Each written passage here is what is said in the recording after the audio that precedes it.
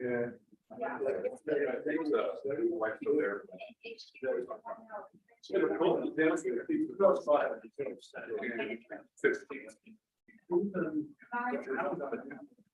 It's not.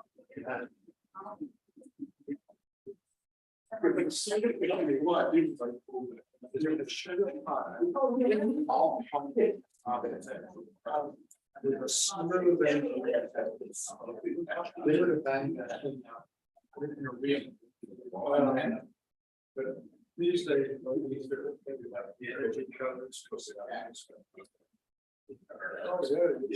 Oh, he's a good engineer on that item.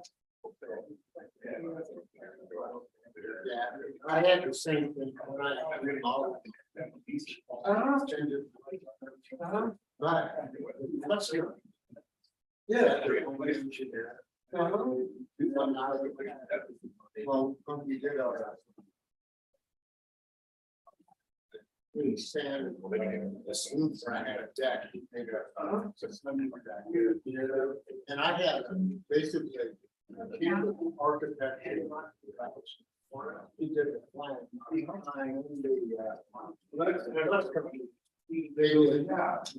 the sign, but I do. You know, first I tried to see if I can make it so that, you know, yeah. That's where the class will be. Yeah. Then go to the metal building. Yeah. You're right. Yeah. Right. Okay. It's like a video call. Yeah. It's supposed to, but I think she's coming from our office.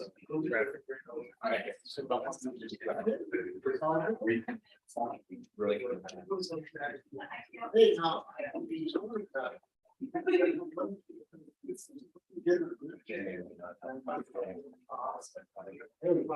Yeah.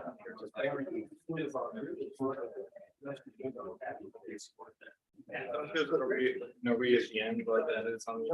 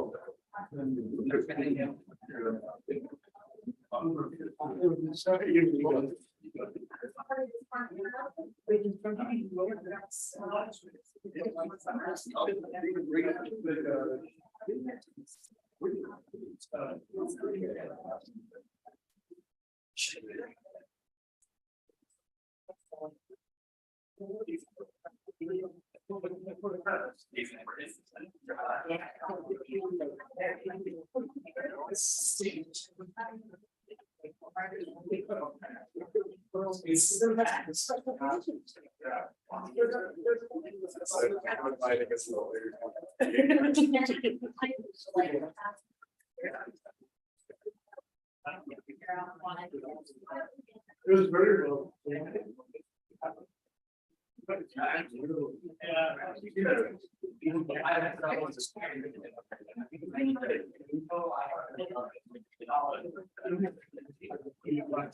I was interested. Very late.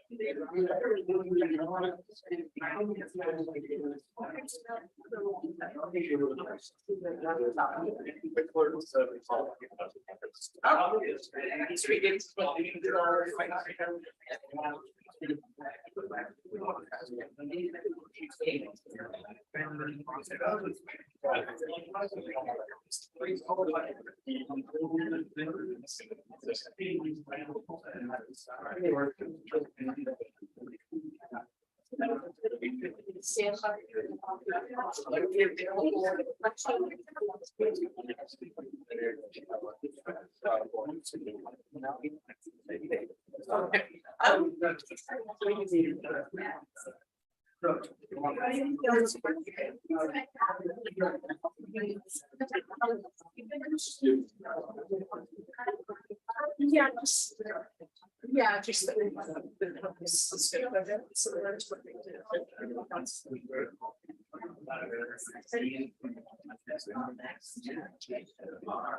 Yeah, we had the.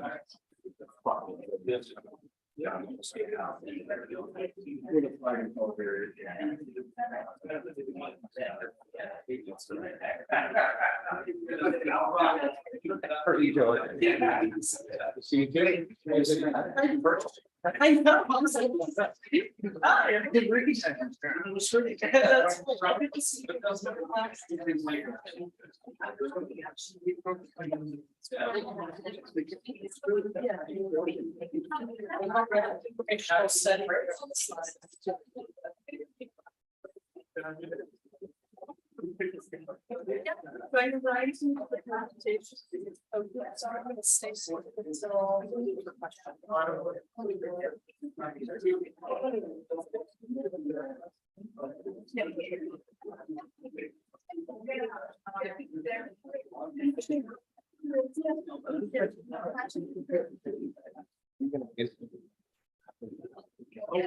all right.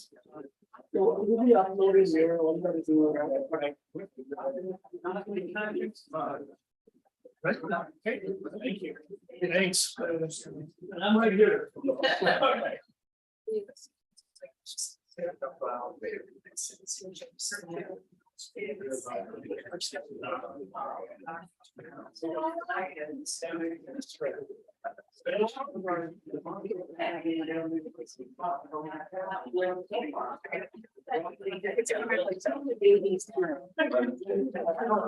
Oh, yeah.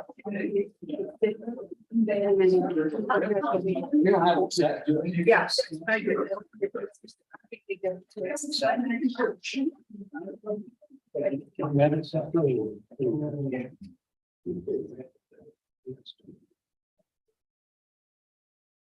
Okay, well, welcome to this evening's City Council meeting for Tuesday, August 22nd, 2023. It's now 6:30 p.m. and want to welcome all my colleagues back from a short summer break, and want to welcome all of you who are here today to join us as we kind of transition from this great fall we've had, or great summer, into a really nice fall.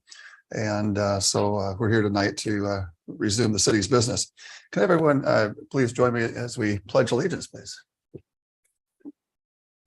I pledge allegiance to the flag of the United States of America and to the republic for which it stands, one nation under God, indivisible, with liberty and justice for all. Thank you. Okay, City Clerk, would you please call the roll call? Yes, Mr. Mayor. Councilmember Dorr? She's excused absence. Yes, sir. Councilmember Ferris? Present. Councilmember Castama? Present. Councilmember King? Present. Councilmember Palmer? Present. Deputy Mayor Whitting? Present. Mayor Johnson? And present. Thank you, City Clerk. Council, before us, we have consideration of the minutes, or actually motion to approve the agenda stated before us. If I can get entertainment to approve the agenda as stated. So Second. Okay, we have a motion and a second to approve tonight's agenda. All those in favor signify by saying aye. Aye. And those opposed, nay. Thank you, Council. Council, we also have a consideration of minutes from 2A to 2E for the prior minutes from June 6th through July 18th. I can entertain a motion to approve those. Motion to approve. Second. Okay, Council, we have a motion and a second to approve the minutes, items 2A through 2E. Those in favor signify by saying aye.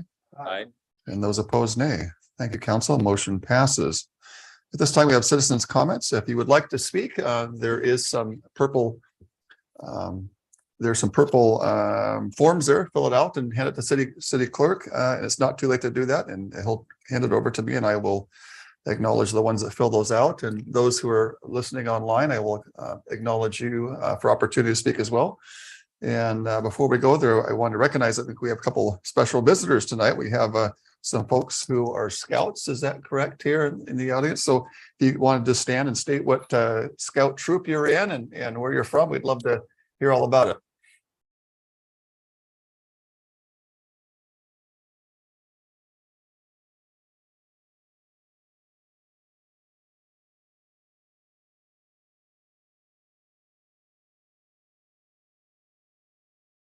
Fantastic. Well, welcome. Well, there's a lot of councils you could have went to, but you came to the Puyallup City Council. I'm glad I think you made a good choice there. And thank you and welcome. If you have any questions, certainly let any of us know. We'd happy to support you in your civic duty there. Thank you for that. Okay, at this time we have some citizens' comments. And Paul, if you wanted to speak from District 1 about the comp plan, we want to hear about your thoughts on that. Thank you, Mayor Johnson. I hope all of council enjoyed the break from session these past few weeks. This past week was kind of a scorcher though, and pretty smoky, so it wasn't that enjoyable. And each summer we see more and more days above 90 degrees and see the wildfires growing bigger and closer. We are decades behind in stopping climate change, and that's not the only thing we're behind in. Housing, or lack thereof, is similarly a decade behind. While the city council may not feel like they have authority over the climate or housing prices, there are outdated policies that the city has in place that influence both. If you remember last session, a good amount of time was spent talking about Farm 12 and their parking situation as a part of their update to their property. What was missing in the discussion was that Farm 12 would not exist without their development agreement due to the absurd amount of parking required for development in the city. Farm 12's 270,000 square foot parcel currently has 40,000 square feet dedicated parking, which is 15% of the total space. Farm 12's 80 parking spots were less than a third of what is usually required by the city. Therefore, under normal circumstances, the city would require 45% of Farm 12's land to be dedicated to parking. Now, that wouldn't be much of a farm, now would it? Farm 12 is one of Puyallup's newest gems. This is not an ad for Farm 12. It is a defense of our small businesses. Now, Farm 12 is lucky that they have the exception to the parking mandates. Not all small businesses are able to get these development agreements, which begs the question, how many small businesses plans have been aborted due to the oppressive requirements of land use? How many gems would we have in the city if we didn't burden the land use of business with non-profitable use? The answer is a lot more. McDonald's, Walmart, and other chains have the economies of scale to be profitable at the level of mandated parking. New and local businesses rarely do, and they need to compete against these big name brands. Not only is it unfair, but it doesn't do much to create a sustainable economy here in Puyallup, since these minimum wage chains have shown time and time again that they will pull out at the first time in trouble. Parking mandates also hurt housing development. Rather than letting the market decide, the city makes developers have to think about how they'll shrink or cut units to fit in asphalt. There's a better way. Let's get rid of these unjustified mandates. They won't help just housing development and create a better, vibrant economy, but it can also help the environment too.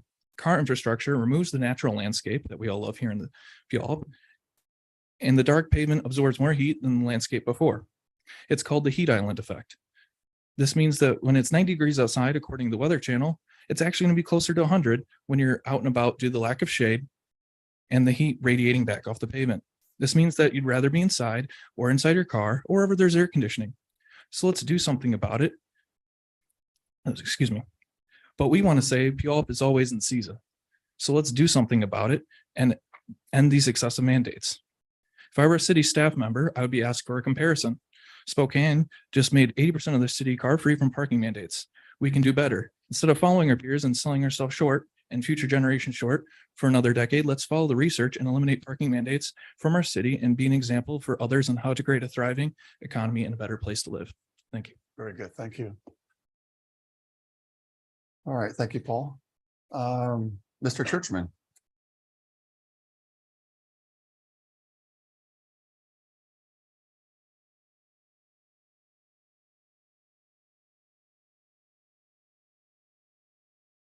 District 2.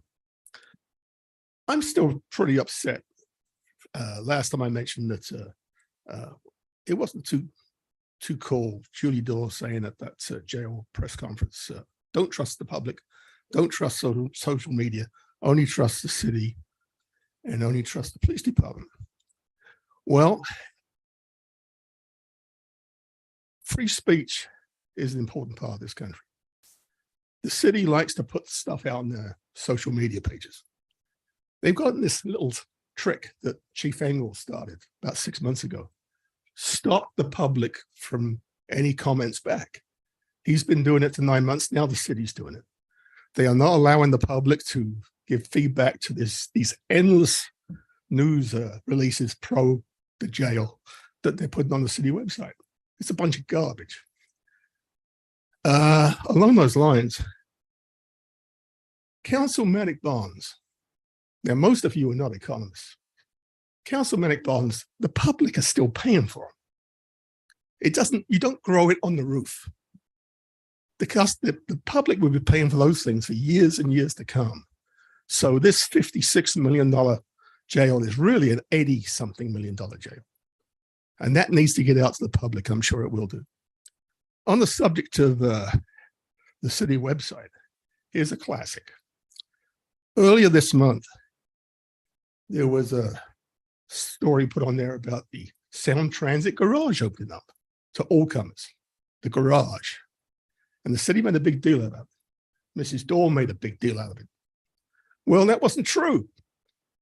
Sound Transit asked the city to retract that story. The city has not done so. So now you've got a bunch of irate commuters out there who are thinking that the students are going to fill the garage up. Sound Transit, I got hold of them. They asked you to retract it, but you haven't done. And they said the deal is you can only use the outside parking lot after 11 a.m. And they have signs made up for that. I'll get this through brief.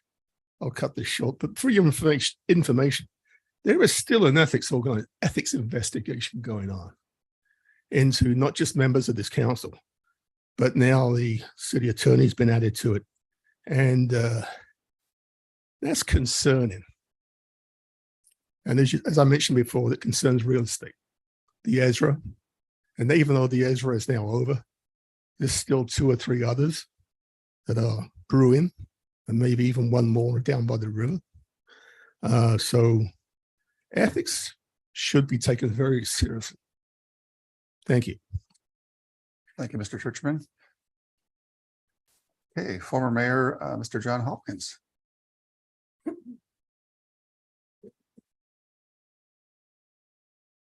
Enlighten us with some wisdom, former Mayor.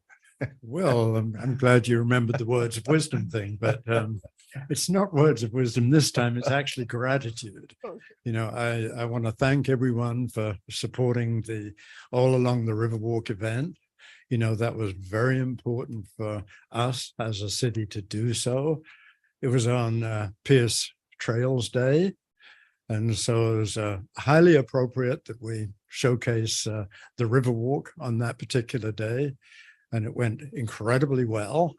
You know, over 50 vendors were out there, mostly artists, And I think it was pretty close to 1,000 people walking through, so it worked really well, as Councilmember Castamer can attest to.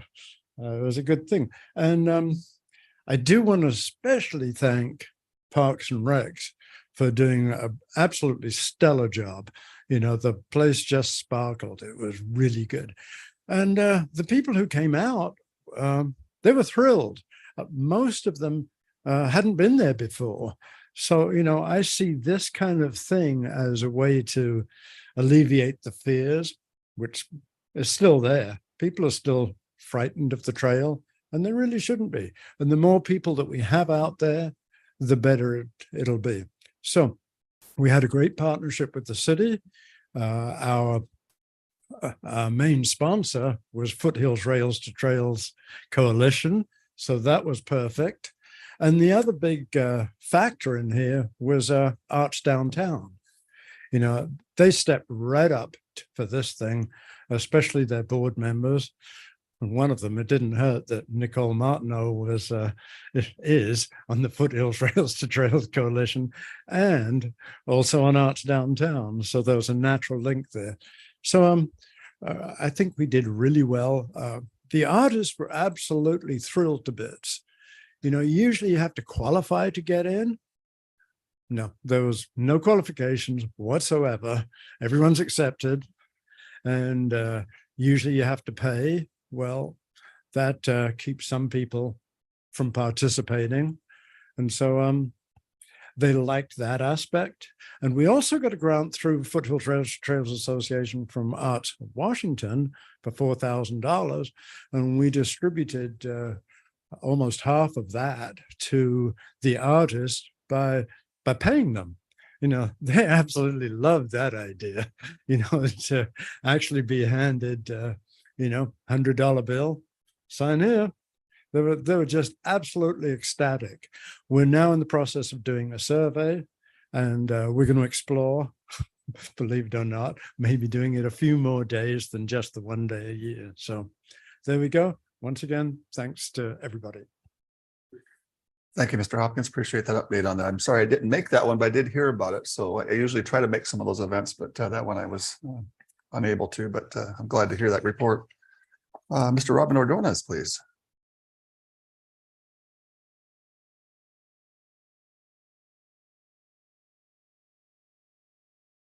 Robin Ordonez, 2607 36th Street Southeast District 3. I'm here just to talk about transparency, and it's about the jail, the largest capital project city's ever proposed. And this council for the last couple of years has never decided to have an open public meeting, invite the public and talk about it, explain it to them. You did it for the Shaw Road, which is a $25 million project, and now you got a, 56 million plus, is it 25 million for the councilmanic bonds? I think that's what Mr. King said at the press release. So you had a nice press conference, but why don't you trust our citizens to share the vision of this? Why don't you have public meetings on this to discuss it with the public? That's a big hit on us to build this jail, and you have chosen not to be transparent. We don't have in-district meetings anymore. You council people have never had a in-district meeting, I think, since before COVID is the last time we had them. So why don't you do that? Why don't you share that information with the citizens? I think that is a reasonable thing to do.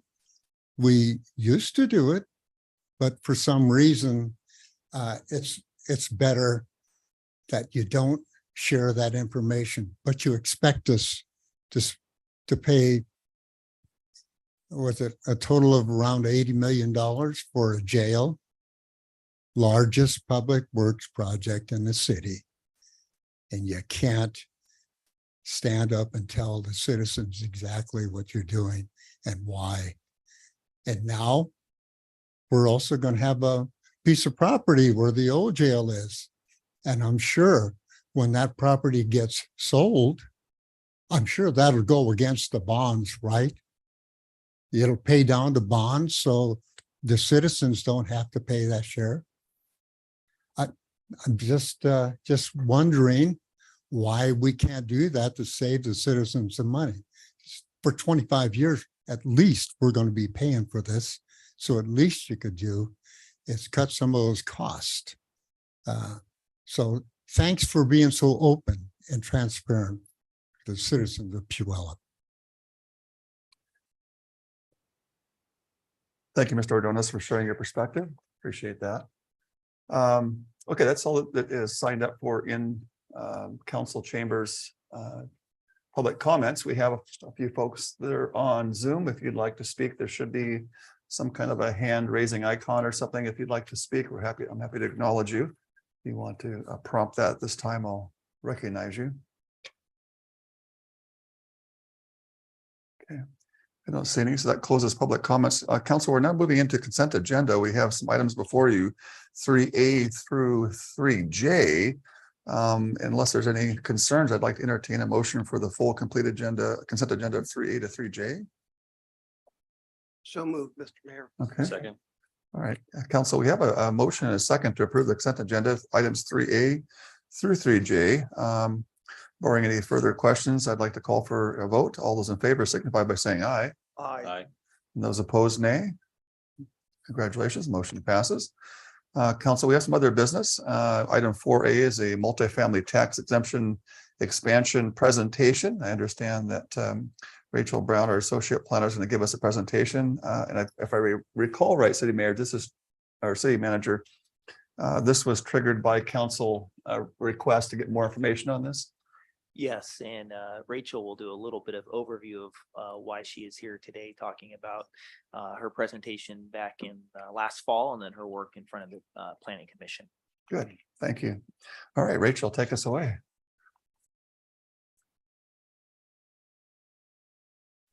Thank you, Mayor, members of the council. Rachel Brown with the Planning Division. So I'm here tonight to present the City Council with an overview of the proposed changes to the multifamily tax exemption program. So staff tonight is seeking to hear any policy direction from the council that is different from the proposed changes that I'm presenting here to you tonight in order to inform the drafting of the upcoming code changes that we want to bring back to you in September. So there are a few sections in my presentation where I'm going to pause to ask for any questions or input from the council to that end.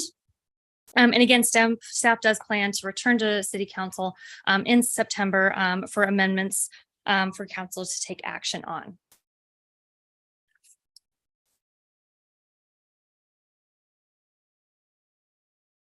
So for tonight's overview of the proposed changes to the multifamily tax exemption program, we're going to go over Puyallup's housing challenges, a brief review of what is the multifamily tax exemption program, a review of City Council's original direction regarding making these changes to this program, review Planning Commission's review of this program, and then go over the actual proposed changes, possible fiscal impacts, and proposed revisions to the MFT applicability area.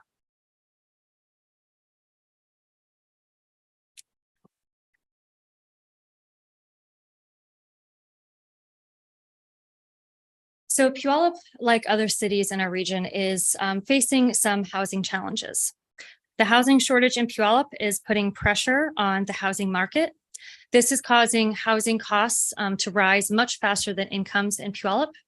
Households across the income spectrum are affected by this lack of diverse and affordable housing options.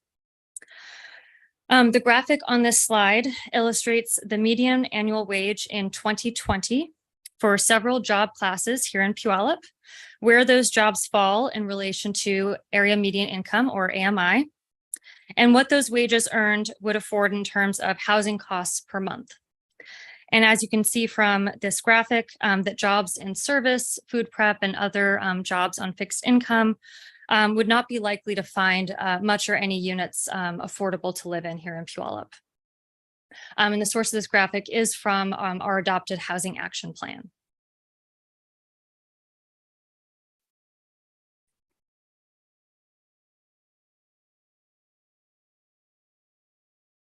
So what is the multifamily tax exemption program and how is it going to help? So the MFT program is a program that is a tool that is intended to incentivize more rapid construction of multifamily housing in certain areas of the city. So it is a program that provides opportunities for cities and counties to encourage or again incentivize with a tax incentive multifamily housing in certain areas. This program is voluntary. It's voluntary for both the city. The city decides to have this program or not. And it's also voluntary for developers. Developers don't have to choose to participate in the program. They can just opt to build their multifamily development without participation, but they can choose to voluntarily participate in the program where they are locating their development in those applicability areas. And again, properties can only participate if they are located in what's called residential target areas or RTAs. And cities decide where those RTAs are located in their city. And then cities also decide what menu of options they want to offer. So they can offer an 8-year, a 12-year, or a 20-year length of tax exemption. And those years indicate how long those tax exemptions are offered to the developer in exchange for different requirements for public benefits, such as affordable housing. I'm a little too weak there. So our program is codified in Puyallup Municipal Code Chapter 3. This code section is technically not under Planning Commission purview, but so they didn't actually hold a public hearing or officially present a recommendation to City Council, but we did go through several meetings with Planning Commission to get their input on the code proposals that I am presenting to you tonight.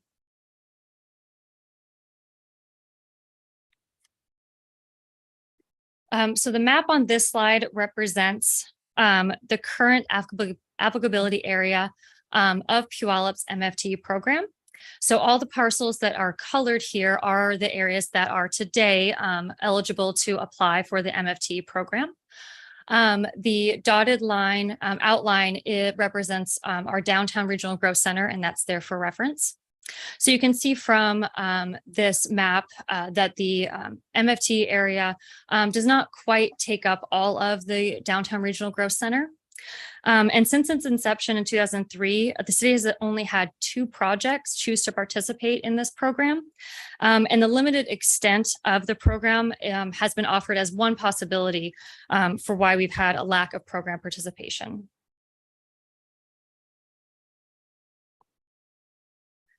So how does the tax exemption work? So the MFT tax exemption program exempts ad valorem taxes or taxes on assessed value of improvements to a property. So the property value that's exempted from these ad valorem taxes only includes the value of new qualifying residential improvements on the site.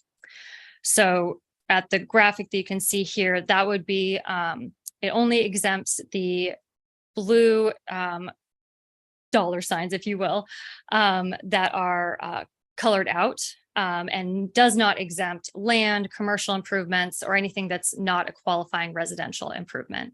So even during the course of the multifamily exemption period, there still is some kind of property tax being collected.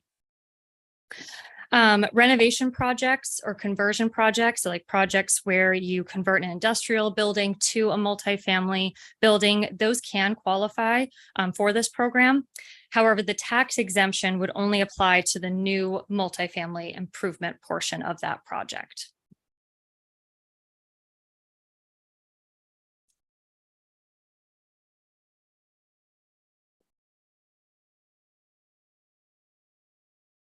So this table represents the city's current MFT menu.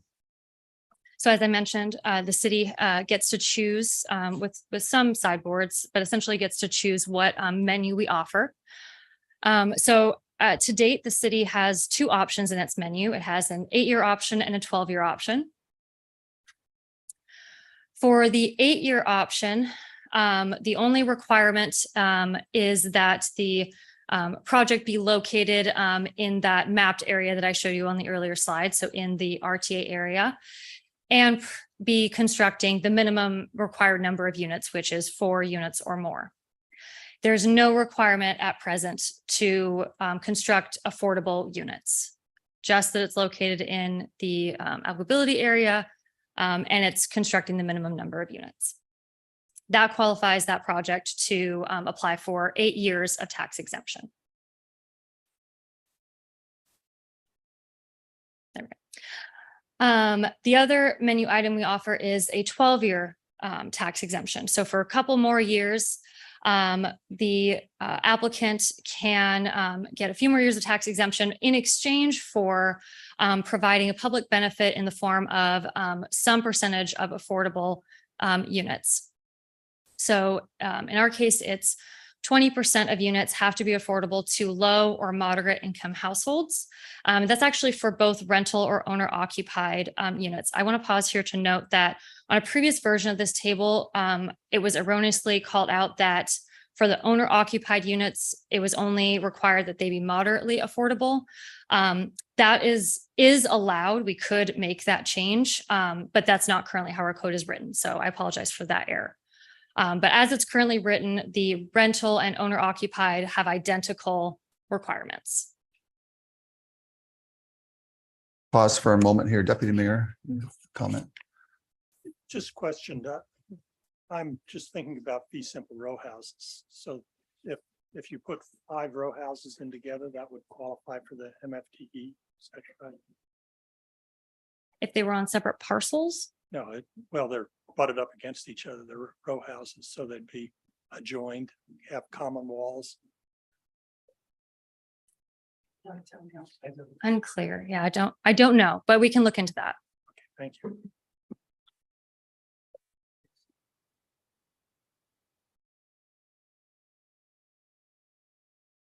It would be my understanding of that, just in follow up to that comment, that if they are owner occupied, it would be very small, single family homes that would be divided with their own little sliver lots. You would take a normal lot, put in your shared wall housing, you would sell each of those units separately. So in essence, they would be single family units, but just a more condensed version. That's how I understand it. Now, they could be rentals, but certainly I would put incentives on home ownership. But yeah, okay, thank you. Okay. All right. So what is affordable? So when we talk about that requirement for affordability, again, 20% of the units have to be affordable to low or moderate income households. So what is considered affordable? So per our state law, for the MFT program, low income means less than or equal to 80% of area median income. And that's in that blue highlighted section of this graphic. And then moderate income means 80 to 115% of area median income. And that's in the yellow section of this graphic. And that's just for illustration purposes.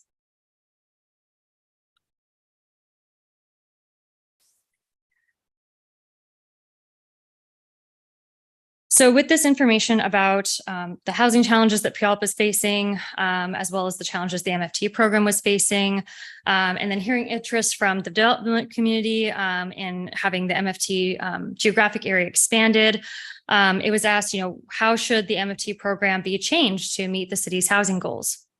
And so City Council gave some direction about what should be done. City Council gave some direction about possibly focusing the MFT program more on affordable housing. And there was also direction on where to expand the geography of the program. There was discussion from the council about expanding the program to a larger portion of the downtown regional growth center, where it already takes up a portion of it, but not the whole thing. possibly explore areas outside of the downtown, even to the SR 512, along the State Fair area, even maybe to East Main or 15th Street, possibly to the River Road corridor. There was also discussion of expanding it to our other regional growth center, which is around the South Hill Mall. Some council members were interested in having the entirety of the South Hill Regional Growth Center included. Others were only wanted to see just the South Hill Mall parcel, and still others were just interested in a couple of the parcels surrounding the mall be identified. There was some discussion about even expanding it to corridors connecting the two regional growth centers. And then there was a suggestion of possibly doing many of these things, but maybe just in stages, starting with a few of them, seeing how it goes, and maybe tackling others later on. So with that direction from City Council in mind, we went to the Planning Commission to review the program and take a closer look at it. So City Council forwarded this program to the Planning Commission in September of 2022, so almost a year ago now. And we had several meetings with the Planning Commission over the course of about 9 months. With the commission, we reviewed the program expanse, so the geographic area, and evaluated different areas of the city that would be suitable for expanding the program. We looked into focusing the program more on affordable housing. And then we talked through different potential policy changes. And then the results of that review is what I am presenting to you tonight.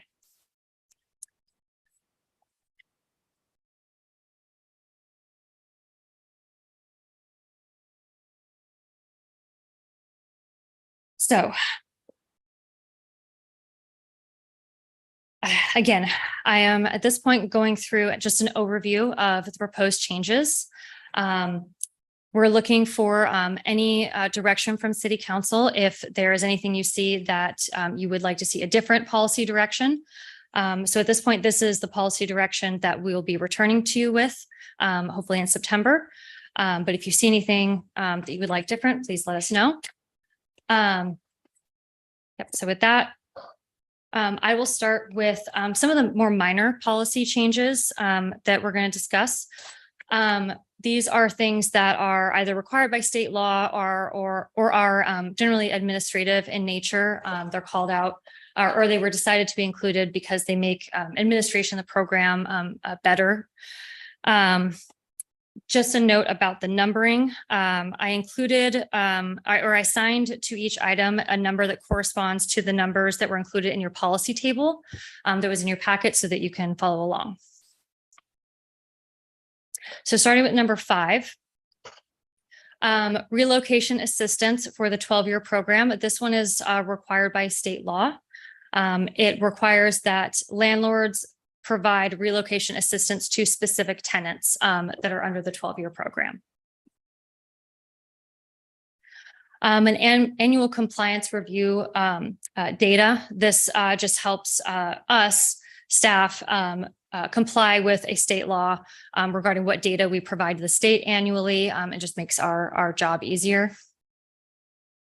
A change to the timing of application submittal. This is just a minor change to make it easy on applicants when they apply for the MFT program. A addition of affordable unit standards. This is intended to ensure that the affordable units are as livable as the market rate units. A limitation on rental fees, mostly application fees for affordable units. This is to reduce barriers to low income potential tenants as they try to apply for those MFT units. The elimination of a loophole that was identified by the state for the 12-year home ownership option, which we already have the 12-year home ownership option. And again, this is just eliminating a loophole that was identified. And then the addition of a contract amendment process. They're required, the applicants are required to do a contract with the city, and this enables them to amend that contract if need be. And that makes administering the program easier for everyone involved. Okay, so those are kind of the minor items. So getting to kind of the more major items that were discussed with the Planning Commission. The first couple items have to do with the MFT menu itself. So as I mentioned, we currently have a menu, of course, and that includes, as I mentioned, the 8 and the 12-year options. There was a amendment to the state law that now enables us to add a 20-year option to the menu. And after reviewing that with Planning Commission thought that it would be a good idea to add that option to the menu. So unlike the 12-year option, which you can think of as providing more temporary affordable housing, the 20-year option is intended to provide more permanent affordable housing. And I'll talk more about that in a minute. The city does not currently qualify to offer the renter occupied option, but we do qualify to offer the owner occupied option. So this would mean that we would provide a 20-year tax exemption in exchange for a minimum of 25% of the units sold have to be permanently affordable to low income buyers. The other item, potential change to the menu we discussed at Planning Commission, was adding to our existing 8-year menu item an affordability requirement. So as I mentioned before, our 8-year menu item does not currently require any affordable housing options be provided. So we discussed with them the possibility of adding that affordability requirement, which we have the option to do. So I'm going to go through each of these 2 changes to the menu in more depth. So the first is that that option to add the 20-year home ownership option to the menu. So this, if you're following along in that table that I included, this would be number 2. So our current policy is that our menu only includes the 8-year and the 12-year. There is no option for the 20-year.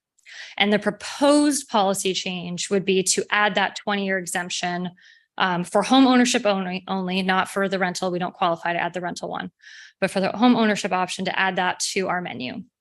And an alternative policy option would be just to leave the menu as it is. So the opportunities that we see in adding this to the menu is that the 20-year option, again, provides that permanent affordability. So what I mean by that is, in the case of the 12-year exemption, while applicants are required to provide affordable units if they choose the 12-year option, those affordable units are only required to be affordable for those 12 years. Once the 12 years is up, they're not affordable anymore. They go back to market rate. With the 20-year option, the city provides a 20-year tax exemption, and then the units that are sold are required to have a deed restriction that makes them affordable to be sold and then forever, and then resold for 99 years at that affordable rate. So we provide a 20-year tax exemption and then get 99 years of affordability. So that seems like a pretty good opportunity there to provide that affordable housing to the citizens. We also see that it provides just another option to the menu for potential participants. Just another way to provide flexibility. It may be that the other options don't work for them, but for some reason, the 20-year works better for their financing, maybe. So just adding that flexibility seems like a good idea.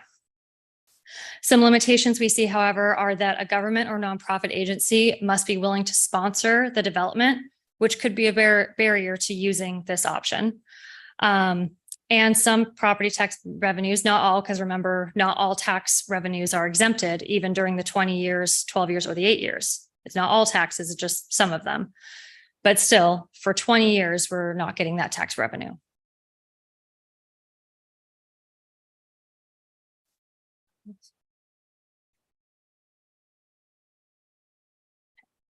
Can we pause for a moment? Deputy Mayor, did you have some comments? I was just curious why we didn't qualify for the 20-year for the rental.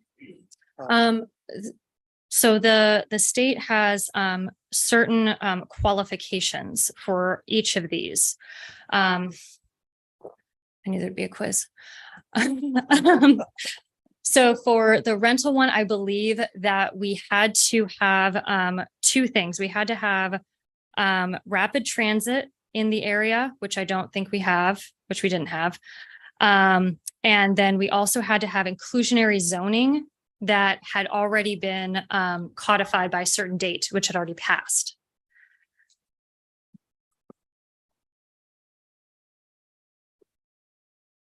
Thank you.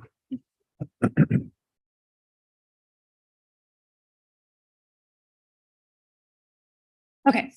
So the next item that was discussed with Planning Commission was adding an affordability requirement to the 8-year menu item.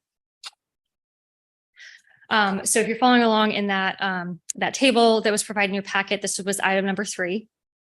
So our current policy is there is no affordability requirement for the 8-year program. So the applicant, again, just has to have the project cited in the target area that we have identified and is constructing at least 4 multifamily units.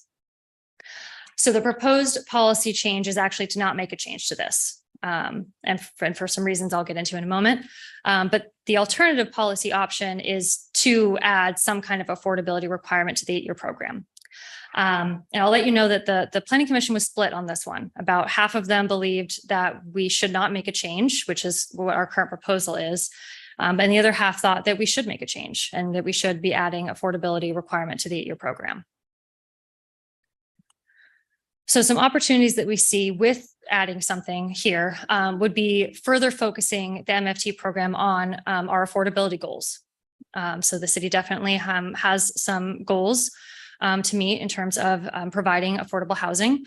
Adding a affordable housing requirement to the 8-year menu item might help us meet more of those goals. And it would definitely add an additional public benefit in exchange for this tax exemption that we're providing.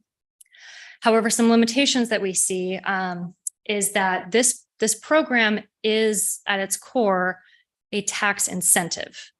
It is meant to be an incentive. That is how it functions.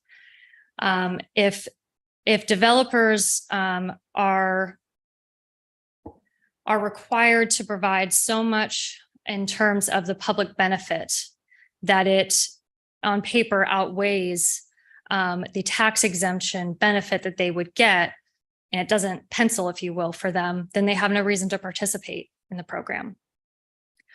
And then possibly are just not incentivized to build more multifamily housing, which is what we really want. So looking at the city of Puyallup's program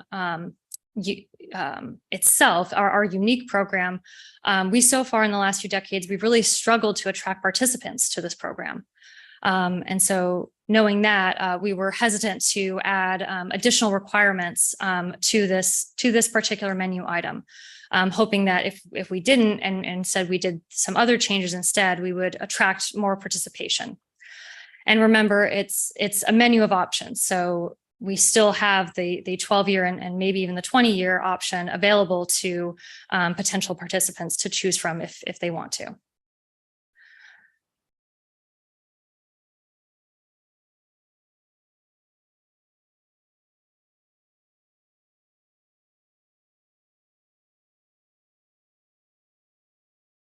So the next item that we spoke about with the Planning Commission was the displacement policy.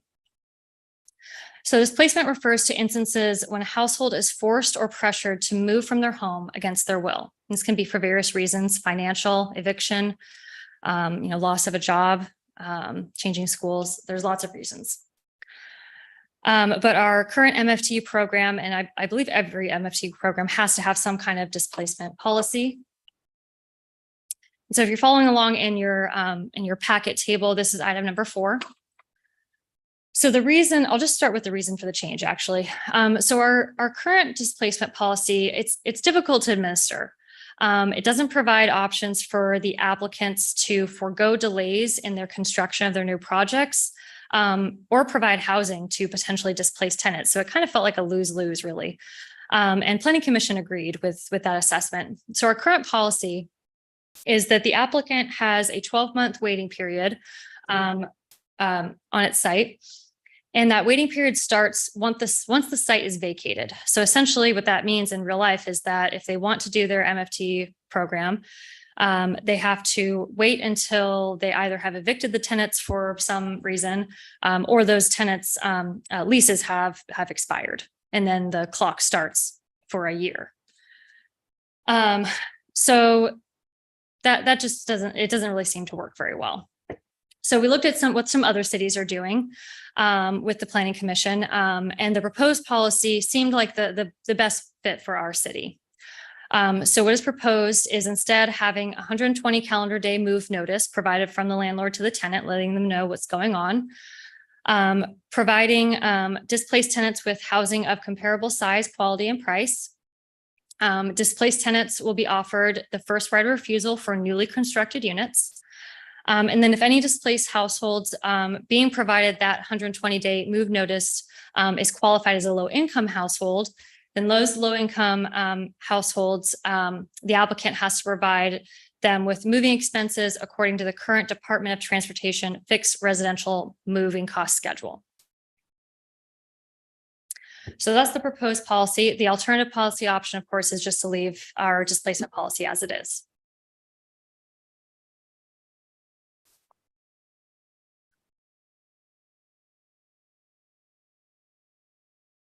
Go ahead. Go ahead, Councilor Castleman. Could you go over, I want to just ask a simple question on the displacement policy.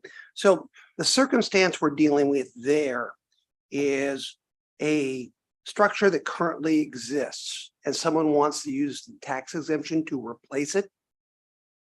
Correct? Mm-hmm. So there is an apartment structure that is there.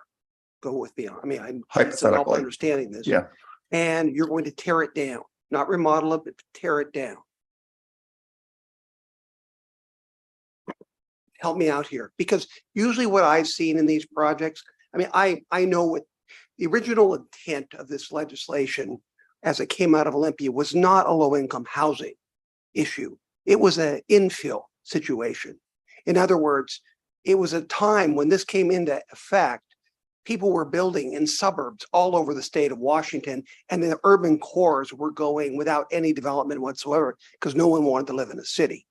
So that's where all the infrastructure was. So these types of incentive programs were designed to infill into vacant lots or lots that were completely underutilized, such as out here, what used to be a gas station, and they use this very same tax credit, which now is a 3-4 story condominium, a very nice condominium. And this tax exemption was used when that was built.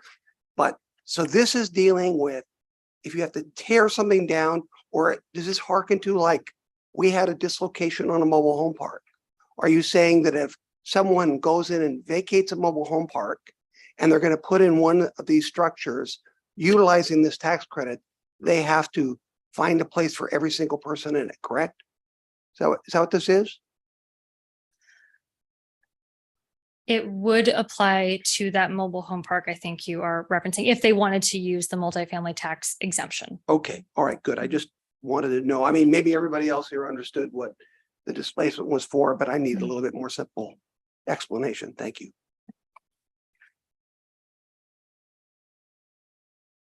Deputy Mayor. Just to clarify, this would apply for both tear down a new construction or a major renovation to an existing facility, correct? Right.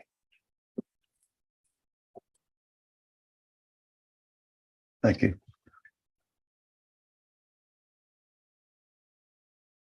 Okay. So I will say that there was one other major policy change that we discussed, and that had to do with the map changes, which I'm going to discuss in a minute. I wanted to go through the fiscal impacts while I still had your attention. So City Council, when we had gone through this overview, originally had asked about the potential fiscal impacts of the MFT program to the city's budget. So in order to give City Council a very rough idea of what those potential impacts could be, we, and by we, I mean me and our finance director, did a very rough cost benefit analysis of a imagined, what we called a test case. Using a real world example, we developed again, a kind of a test imagined big project. In this case, we used the River Trail Apartments as a kind of model for what a very, very large multifamily development could look like. Of course, in the downtown, parcels are going to be much smaller, and 224 units is likely very large, but we wanted to go with a very large example. So in our case, it was again a 224 unit example, and this is the parcel we selected as our test case. So the assumptions we used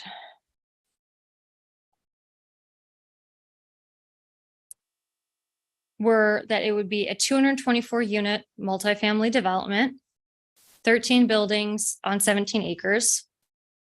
And then we made some assumptions about how it would be occupied. We assumed 100% occupancy, 0 vacancy, 2.5 persons per unit. We used the assessor treasurer's data that was available about that parcel and its improvement values to start at the 2023 year and then project forward 50 years, making assumptions about how much that lot would appreciate in value and how much taxes would go up in value. So we assumed a 7.25% increase per year in assumed land value.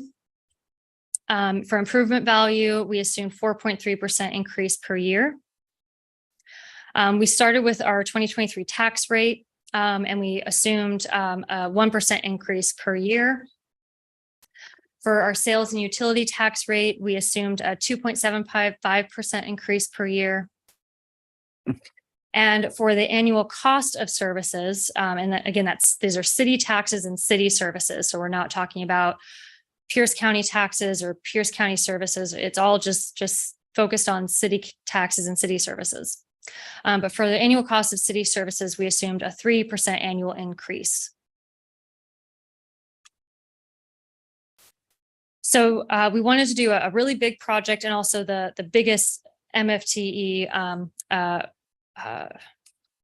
menu item available, which is the 20-year item.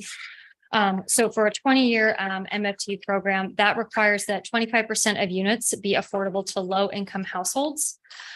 So that would mean in our test case, 56 of those 224 units would be required to be affordable for 99 years.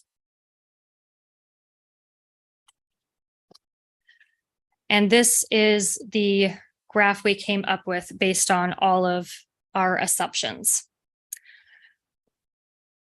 So the net cost benefit to the city for the tax exemption period, which in this case was 20 years, because that was the longest one we had that is available. This is a graph showing a 50-year imagined life of this imagined project. So for the first 20 years, the city just about breaks even. We are at a net loss of, I think, about $10,000 a year in terms of the taxes we receive, minus the cost in city services. So, for library services, police services, utilities, things like that. Once the tax exemption ends, the project then has to pay all taxes, just like everyone else. And the city is, as you can see, certainly in the black at that point for that project, for the rest of the life of that project.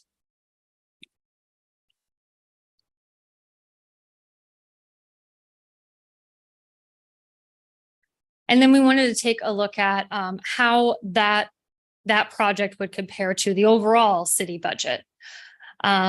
So in this case, we took a snapshot of just the year 2023, so the imagined year that this project would start, to get a sense of, in comparison to the overall, the city's entire budget, how does this compare in terms of impact to the whole city budget?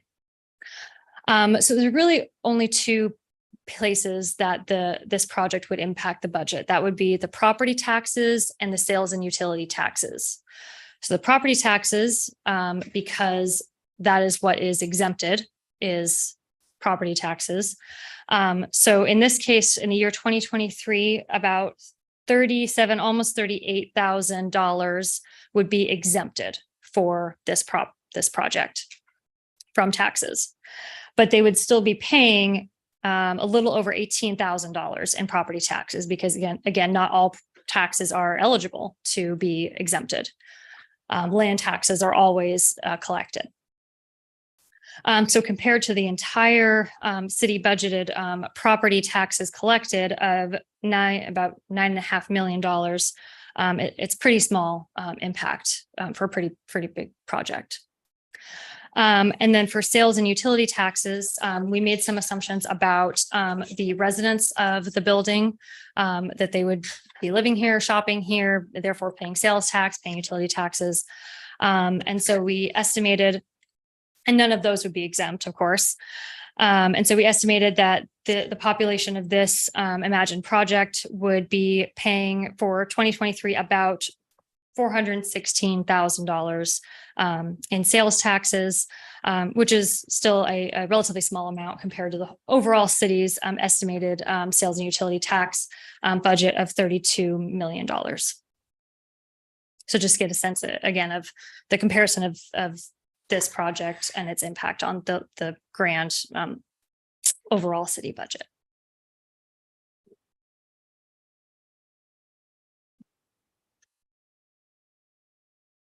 Let's keep moving. Please, thank you. Okay, so the last item has to do with the proposed amended MFT area. So this is that map you saw earlier. This is the current extent of the MFT area. Again, the colored parcels, those are the parcels that are eligible to apply for the MFT area. And then the black dotted outline represents our regional growth centers. So after working with Planning Commission, it was ultimately recommended that we expand the eligible area to a larger portion of the downtown regional growth center, and then expand it into the South Hill Regional Growth Center, to the South Hill Mall, and then some parcels surrounding the South Hill Mall. And the logic behind this is to concentrate our housing growth into our regional growth centers, and then also to identify those zones that allow for dense multifamily in those zones. So all the zones that were selected are zones that allow for 4 and above units by right. So the intent is to write the code language such that if any of the parcels that are not currently zoned as any of those zones later do get rezoned to any of the eligible zones, they would automatically be eligible to apply for the MFT program, but only those that are located within the regional growth center, so not outside of the regional growth centers at this time. So that's the current recommended areas. Our hope is that we will see how this plays out over the next year or so. And then during the course of the upcoming comprehensive plan amendment cycle, we can reevaluate if there are other areas such as the River Road Corridor or other areas of the city the council might be interested in expanding the program to as well. So just to take a closer look at these areas, this is the current area designated, and this would be the new area eligible in the downtown area. And then this would be the area as currently zoned in the South Hill area that would be eligible.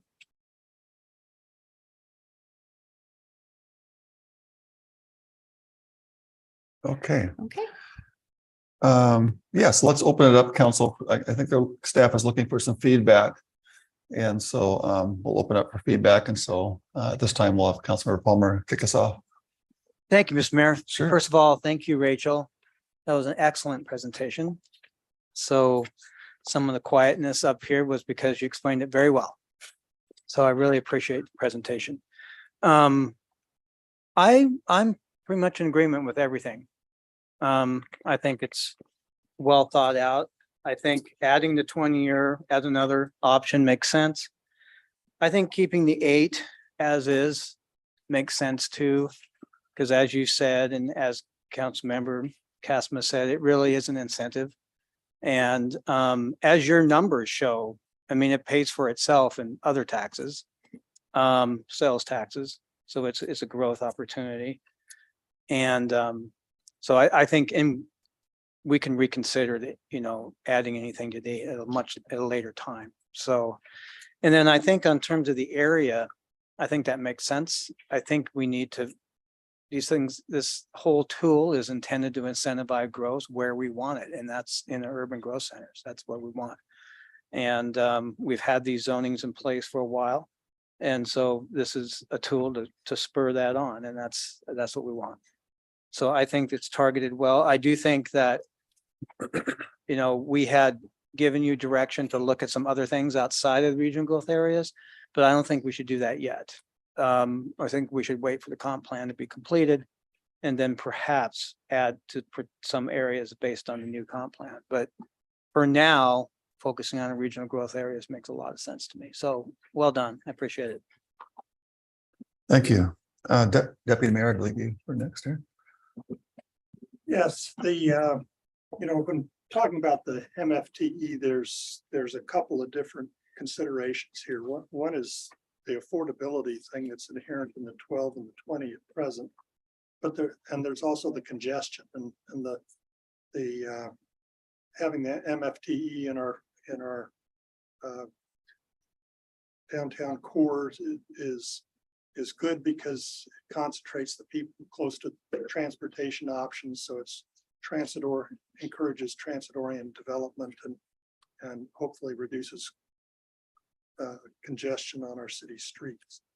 So like Councilmember Palmer, I think that we do want to concentrate on our regional growth centers. But in terms of looking at the different options, we've had the 8 and the 12 on our books for quite some time. And it's my understanding that there hasn't been anybody taking us up on the 12-year option. Is that correct?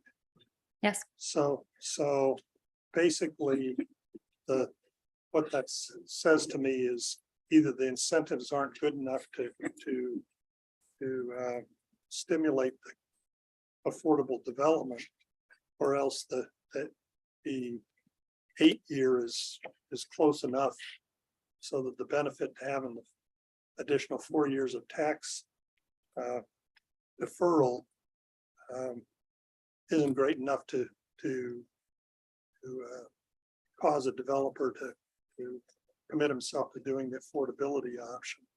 So as we consider how we move forward on this, I think we need to weigh how important that affordability option is to us, and the idea of adding some affordability requirements into the 8-year will maybe encourage some people to do the 12-year as well.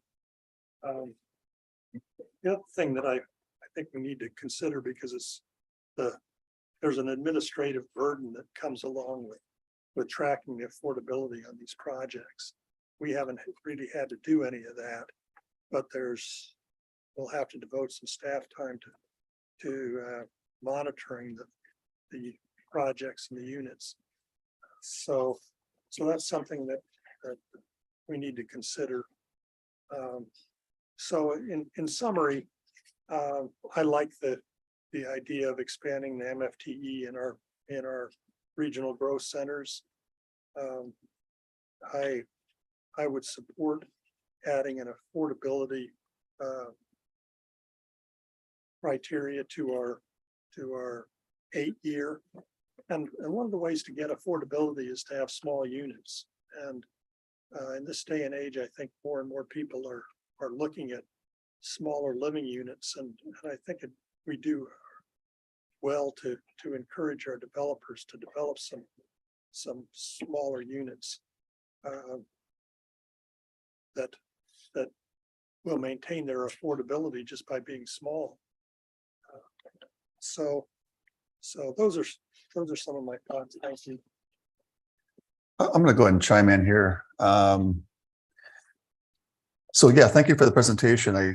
I think all of these ideas are, they sound good, but what's reality? What's going to really work? I'm not sure I'm not very optimistic that some of this is going to pan out because it hasn't panned out yet. We haven't had much takers.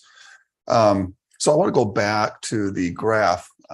We have this blue and yellow graph where you have these, residents or people with the various economic backgrounds of, professions and how much they make. And I want to focus on that for a moment. Now, there's probably not too many of my colleagues here who have grown children who can afford to buy a house in Puyallup or anywhere, quite frankly, in Pierce County. And so there's a real concern or need for young people, young families, trying to buy a home and start out like we did, but we didn't have these super high rates that we're dealing with now in interest. So my advocacy is for these young families who want a piece of the American dream, but are priced out of it for various reasons, which are out of our control. But maybe there are some things that we could do to incentivize and stimulate that.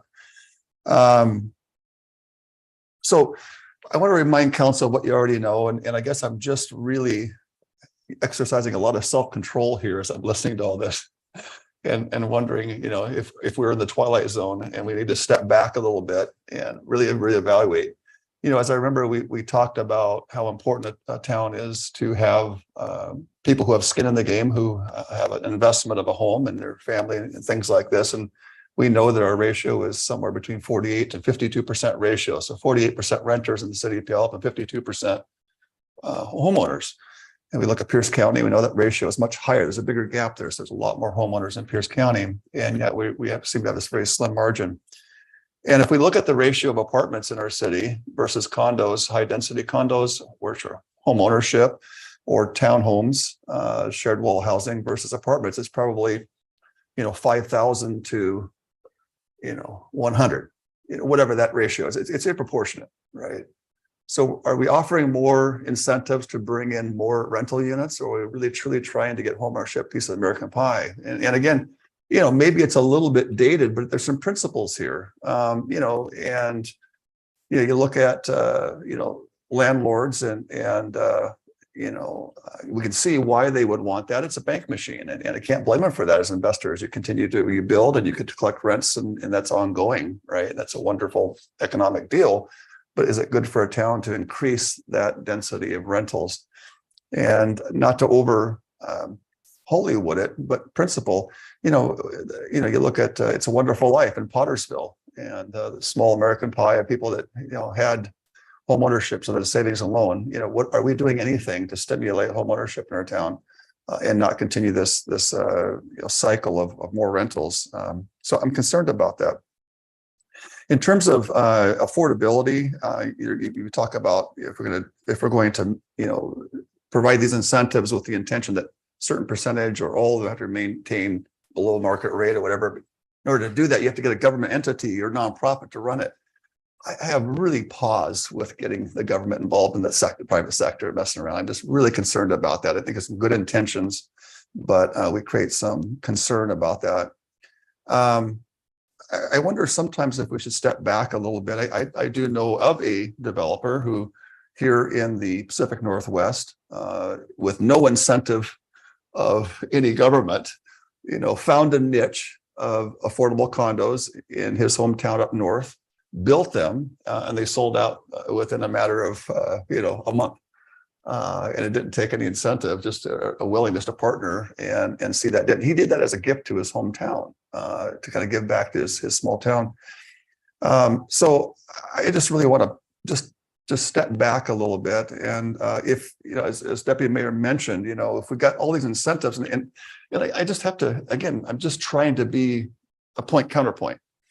If we have all these incentives on paper, but we have no customers that are taking it, it's probably not a very good product. And so I think sometimes, again, and I may be taking it out of context, and so this pendulum can come back, but I need to offer this. Is it a really good theory? But is it practical? Are customers, in a sense, buying this literally? Or is it just a great idea that we can put on the shelf and say, hey, we did a good thing, but there's no takers, and so we're none the better because of it. So that's a little bit of a pessimism view.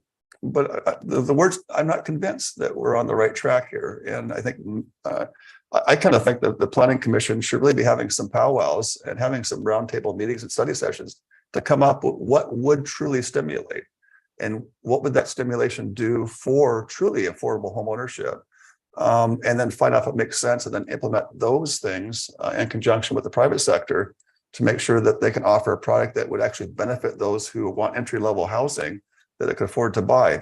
And the other thing too, if we're going to have rentals, let's have a cycle where people come in under low rentals, but then have some kind of a program or help them maybe get in some of the affordable buying of the next level up. What are we doing to help them on their step up? Just like we have junior colleges, and I get them into a four-year college. What are we doing to help that transition from renting into affordable home ownership? So those are the kind of things that I'm kind of frustrated with, and really want to make sure we as a council are going beyond theory, but into practicalities of fruit and results and things like this. So I'm all about stimulating the industry to develop these products, but I'm not convinced that we have any kind of model that shows it's going to work. And so the verdict's still out with me, but open and willing. Councilor Castema. Thank you, Mr. Mayor. I share your concern about the inability, it seems, to have developers create actual condominiums or buying options. But I think a lot of that is at the feet of the legislature, and that it deals with liability that needs to be reformed, because I hear time and time again that the liability is too onerous. Now, I know they've made some improvements in the legislature in the past few years, but none of them have seemed to have had a real tangible impact. So I would say anybody hearing this to turn your focus on liability reform. I only point out that in Canada, in Vancouver, the statistic I think was somewhere in the 80% to 90% of all the multifamily units that are built there are in fact condominiums.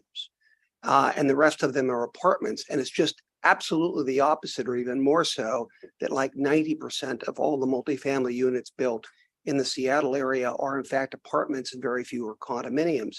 And there can be a lot of reasons for that, but I do believe that liability probably does play a role in that. And it's very difficult.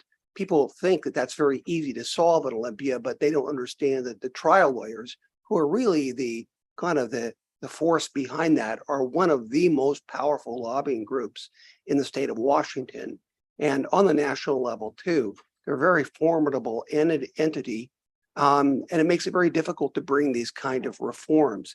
I will say this, that Mr. Mayor, I do believe we're going to see a big change in Puyallup. And I think that because this council, I remember a few years ago, when we had developers say, if you gave me a piece of property, and I did hear someone say that, if you gave me a piece of property, I wouldn't develop it in Puyallup, because they thought the administrative burden and the regulations were too great. And this council set out to change that. We invested $700,000 in a new permitting system with a goal of cutting our permit times 47%. We have moved heaven and earth with our planning development departments here and permitting departments to make sure that we give the kind of customer service, customer focus. In fact, I think one of the latest surveys put the customer service level of people getting good to excellent customer service from the city of Puyallup, I believe was 82 or 84%. I can't remember the exact number, but it was very high. So we're trying to make those efforts, and I think they are going to pay off. Because I know we did have one developer, very well-known developer, come in, but that didn't pencil out with a project that we had. But we have now more developers that I know of who are looking at Puyallup. And I think that in the next 2, 3, 4 years, Puyallup is going to see some big changes. But those changes just don't happen overnight. It took careful planning by all of us to put in place the building blocks that would incentivize that to happen. As for this particular program, I tend to be a little more jaundiced towards the idea of too much government involvement. I would like to first work at expanding these opportunities. I think if you combine it with what we have done on a city level regulatory wise, I think that they'll make a good synergistic sort of advance. But by that, I agree with you expanding the downtown footprint for this area. I think the South Hill, that's a very good idea to do that. I think we should entertain, but we'll be doing that as we move along with the River Road area, maybe some other areas in Puyallup that we want that kind of development. Not real, I'm not interested in adding more burdens to the 8 and 12, keeping them where they are. Keep in mind, and this really has to be stressed because I know people have been very critical of a condominium that we have here, but let me just use that as an example. Over here, you've got a very beautiful 3-4 story condominium. For as long as I can remember being a kid, okay, there used to be a gas station there. And then the gas station, the pumps got ripped out, the building got ripped out, and that was a vacant lot forever. I mean, there was nothing but where you could see where the old pumps were. And I don't know how many years, 20, 30, 40 years, that was nothing but a vacant lot. And it was with this incentive that they went ahead and built that complex, and the commercial development below and the property still had to pay property tax. We still receive revenue, but they gave them, I believe it was a 10-year exemption for that particular one. Could have been 12. I believe it was just 10 at the time for all the properties above that. And the leaders received criticism for that in the city of Puyallup. But I think it was a brilliant idea, because otherwise that would still be a gas station today. It would still be bringing in hardly any revenue, tax revenue to the city, and it would not be a good use of the infrastructure. And these programs were put in place to better utilize the infrastructure we have. We used to get complaints all the time of someone moving way out the Graham and saying, well, there's no schools, there's no fire stations, there's no infrastructure there. And yet we have all that infrastructure here. This incentivizes infill. It incentivizes construction where it really should be, where we have the services and we have the infrastructure, and it's less expensive for society to exist like that. So that's why these programs were in place. So they did add the affordability aspect. I applaud that, but I think we have to look at the fact of better utilizing the resources, the public resources that we have. And the first step I would like to do is just expand the opportunity to those areas. And I would ask my colleagues really to do the same thing. I would ask the mayor to join with the mayor in looking at ways we can, however, incentivize condominiums or ownership. So people do own a piece of the rock. I agree. I think that's extremely important. I have a daughter of mine who's I have 5 kids, but I have one daughter who's a mechanical engineer, not very far from here. I think a condominium for the younger generation, many of them, her, for example, would love it because there's no lawn. They just want a very simple place. They're not into a lot of what everyone else is. I think of our generation they look upon that as a burden. So I think having a condominium or incentivizing those, we really have to take a hard look at that. And if it involves us being down in Olympia and testifying as the mayor or the council members, whatever the case may be, I think it's about time. because I'm really tired of the people saying they want more housing options, but yet in my opinion, them being beholden to special interest groups who won't let their grasp off certain regulations or liabilities, whatever the case may be, that would, if they would let go, I believe, would give people a lot more opportunities in Washington State. I don't think it's fair, and I think people need to make that known. So that's all I have to say. Look forward to when we look at the comprehensive plan of expanding. Thank you, Councilor Castleman. Before I call on you, Councilor Palmer, I just want to make one rebuttal to that, Councilor Castleman. While we're waiting for reform on condos, there is another alternative of high density housing that we can get. It's not as glamorous, but still it's a higher density than what we currently have now, which is these townhomes, shared wall fee simple homes. Those are ways to get density with home ownership and a much more increased footprint. So while we're waiting for reform of the 3-story, 4-story, we can be doing that immediately and not have the liability factor on that. So we should be looking at that as well for homeownership. Councilor Palmer. Thank you, Mr. Mayor. So just a little bit of context. Mr. Mayor, you mentioned that, people haven't taken advantage of it. I think we just haven't had the development. We haven't had the multifamily development in our regional growth centers yet. We have very little, some. It's about ready to take off. You just look at the Puget Sound. I mean, this type of development obviously is huge in downtown Seattle. You see it over the last 10 years in the urban growth areas near transit centers in Kent and Auburn and the areas. You see it in Tacoma.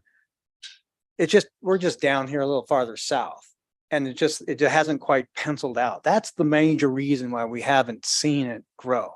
It's going to happen now, and so the math works now for this development. So we've got the zoning in place, we've got the planned application SEPA in place. We've got a lot of incentives in place, and now's the turning point. I do think that the 8-year as is an important incentive. I think almost every multifamily developer will take advantage of that in these areas because it's an incentive. So it's just, so they will use it. They will definitely use it. And I've talked to developers and they want to use it. So it's like a given. And I think that, I don't think we'll see very many that will not elect to do at least the 8-year. I mean, you get the benefit, right? So I think that is a tool. And I do think that in terms of affordability, it's important just to build units. Just having more housing is affordability. That's important. That's probably one of the most important thing is increased supply, and especially increased supply of multifamily. I agree, we want to have more condos, but there's other ways to do that. And there's things that we should look at for that. But I think we need multifamily units in our urban growth areas, creating that density. And that's what we've planned for. And this is an incentive to do that. So I do think it's going to be used. I do support keeping the 8th. It's a tough one because you kind of want to have some of that more affordable. But I do believe right now it serves as an incentive to create more units. And that's good. And that's going to address affordability, just as I said, just by creating more units. And so, and I still believe that we expand it to our urban growth centers and see how that goes. We can have a conversation if we want to do it a couple other areas, but I really think we need to focus on the urban growth areas first, because that's what our plans call for. Okay, that's without any further comments. I'd like to maybe ask staff and council if you're okay with this. Maybe it would be appropriate if we really want to just get a ratio, and maybe I can talk about this offline. But I've always thought of, I just use kind of an example. Do we really have any data of how many apartment units we have in the city of Puyallup versus, high density ownership? It would be fun to have that data. Because I think it would put into context the priority of council. If we're going to provide incentives, what are we doing to provide incentives for a sliver of a group that is out proportion? So anyway, I think that's just something that I think would be helpful, at least for me. I already know it common sense wise. It'd be nice to have the data so that we can at least look at data to kind of put in perspective. So. All right, with short of any further discussions, I'd like to move on to 4B. We have a presentation by Pierce County staff on the status of the South Hill Incorporation annexation study. And before we go there, I'd like to acknowledge we have two of our Pierce County council members here, Dave Morrell and Paul Herrera. So thank you for being here. It's good to see you.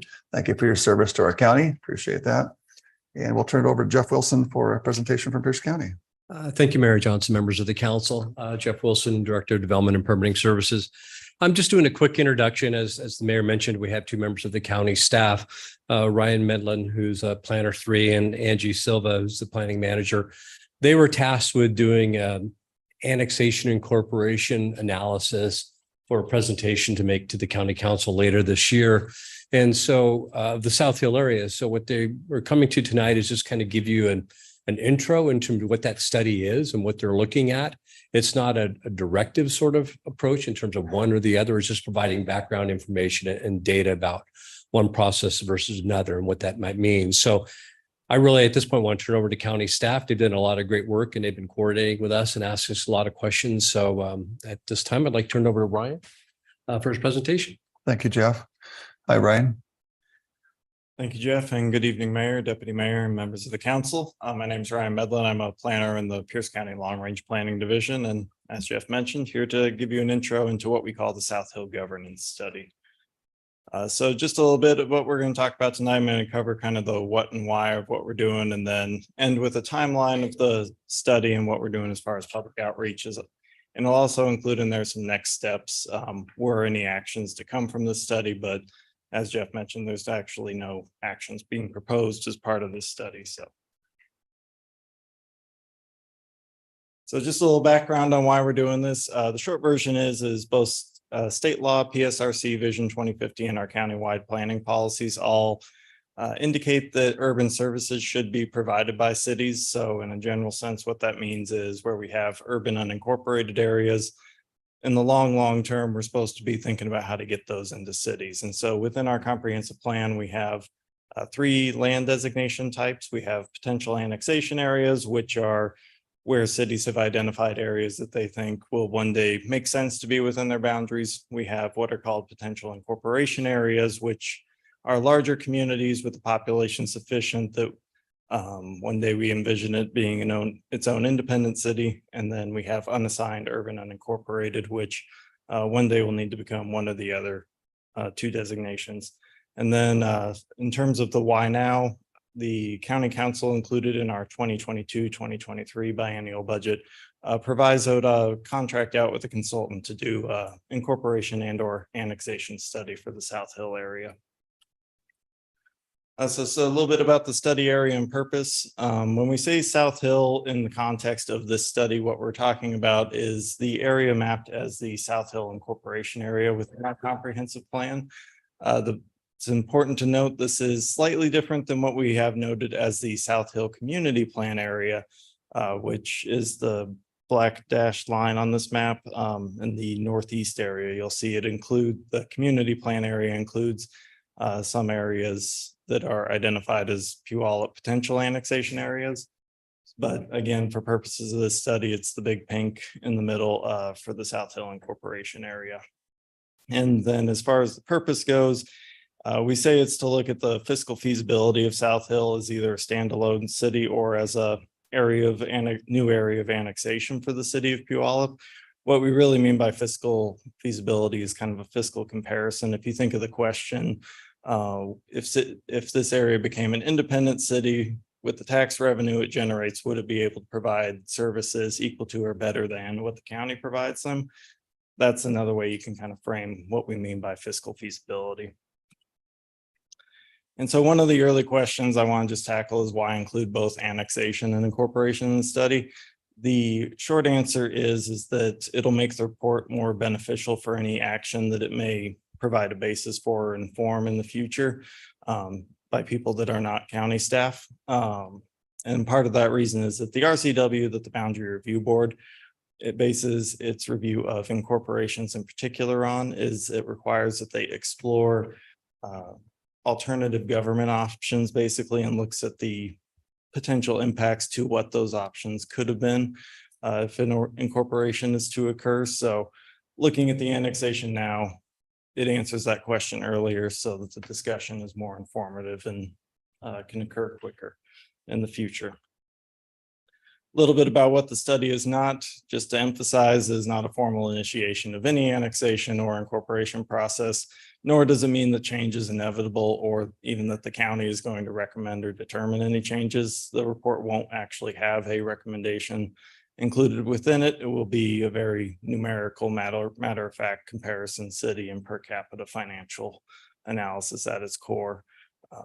And it also doesn't mean we're looking at any changes of designation with regards to South Hill or Puyallup's potential annexation area, because we're not looking at that as part of our comprehensive plan update. So what the study is it's really informational gathering. It's about looking at the factors that the Boundary Review Board will have to consider were an incorporation petition or an annexation petition be brought before them.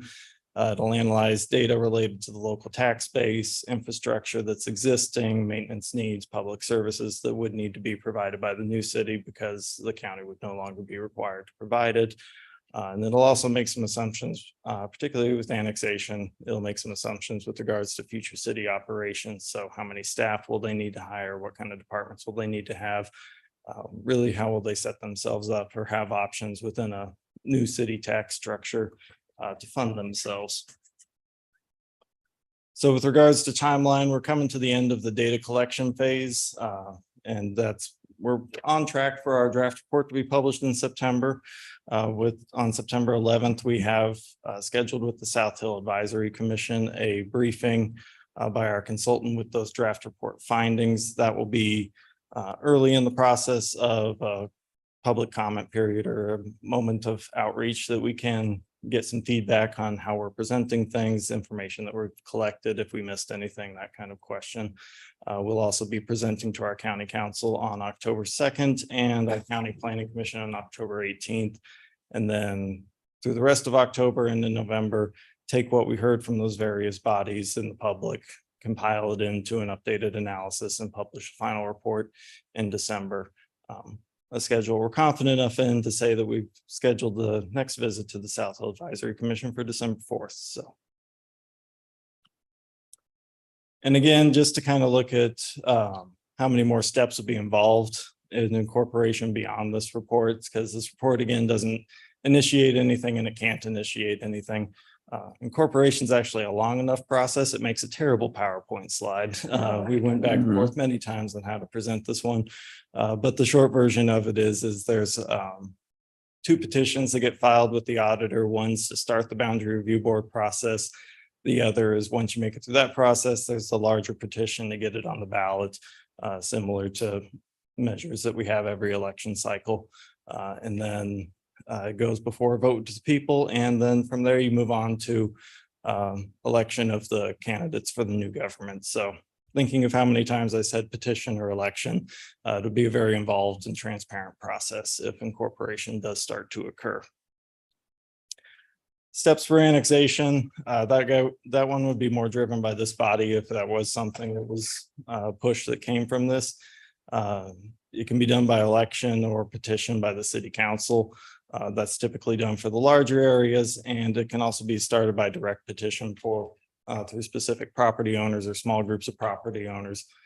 If this resulted in a shift towards annexation, there would likely need to be more discussion on the comprehensive plan level, because again, this is identified as an incorporation area.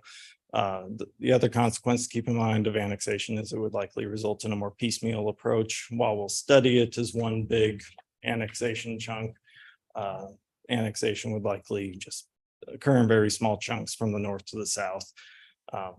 One of the limiting factors to keep in mind when you're thinking about it is requirement of annexations. You have to be adjacent to it. So there's a very small section that you're adjacent to the study area on 161. So it is a very limited idea, but it is one of the possible directions that the decision making could come from this report. So. with that, I'll be happy to take any questions you may have at this time. All right, good. Thank you. Good presentation, very objective and very matter of fact. Councilor Castleman, kick us off with some thoughts on this. Well, a question I have, I know you're in the data collection phase, so can we just peek behind the curtain a little bit here, A preview. please? Does it look as if there's enough revenue on a per capita basis, the population? And by the way, if you could go over the population differential, I'd appreciate between Puyallup and the South Hill area that you've designated. But on a per capita basis, have you done the kind of analysis as to whether you think that there is a self-supporting city up there? And I say that because you rely tremendously on the sales tax revenue. I mean, that's really extremely important. It's not so much the property tax revenue as much as it really is the sales tax revenue that often is a determining point. So can you give us a little bit of that? Then I have some comments after that, but go ahead. So I haven't seen the results yet. I'm probably a day or two ahead of not being a liar in that statement. So I'll appreciate our consultant's timing on that. But as far as the sales tax itself goes, I think that's been one of the harder areas for the data to be collected on. And the reason is the way it's aggregated as the Department of Revenue. So I really don't have a preview into that, but one of the changes that will be favorable towards incorporation is recent case law changes in how online sales tax is done. It's now destination based, so you pay the sales tax based on where the package arrives to. It used to be more based on where the retailer itself is located. So I expect it'll be close.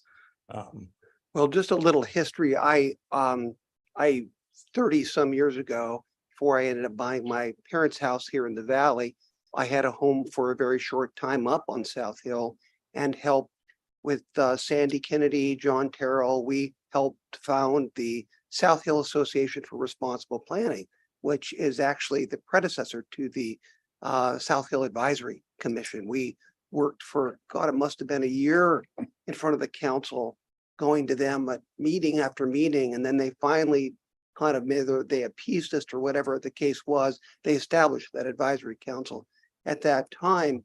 And, you know, incorporation was a kind of a goal. Senator Calvin Goings. In fact, I don't know if you guys remember the history on this, but boy, that must have been back in the 2000, maybe it was 2000, somewhere around that range. Calvin Goings was able to put something on the ballot for incorporation on the South Hill, probably approximating the geographic area that they have there.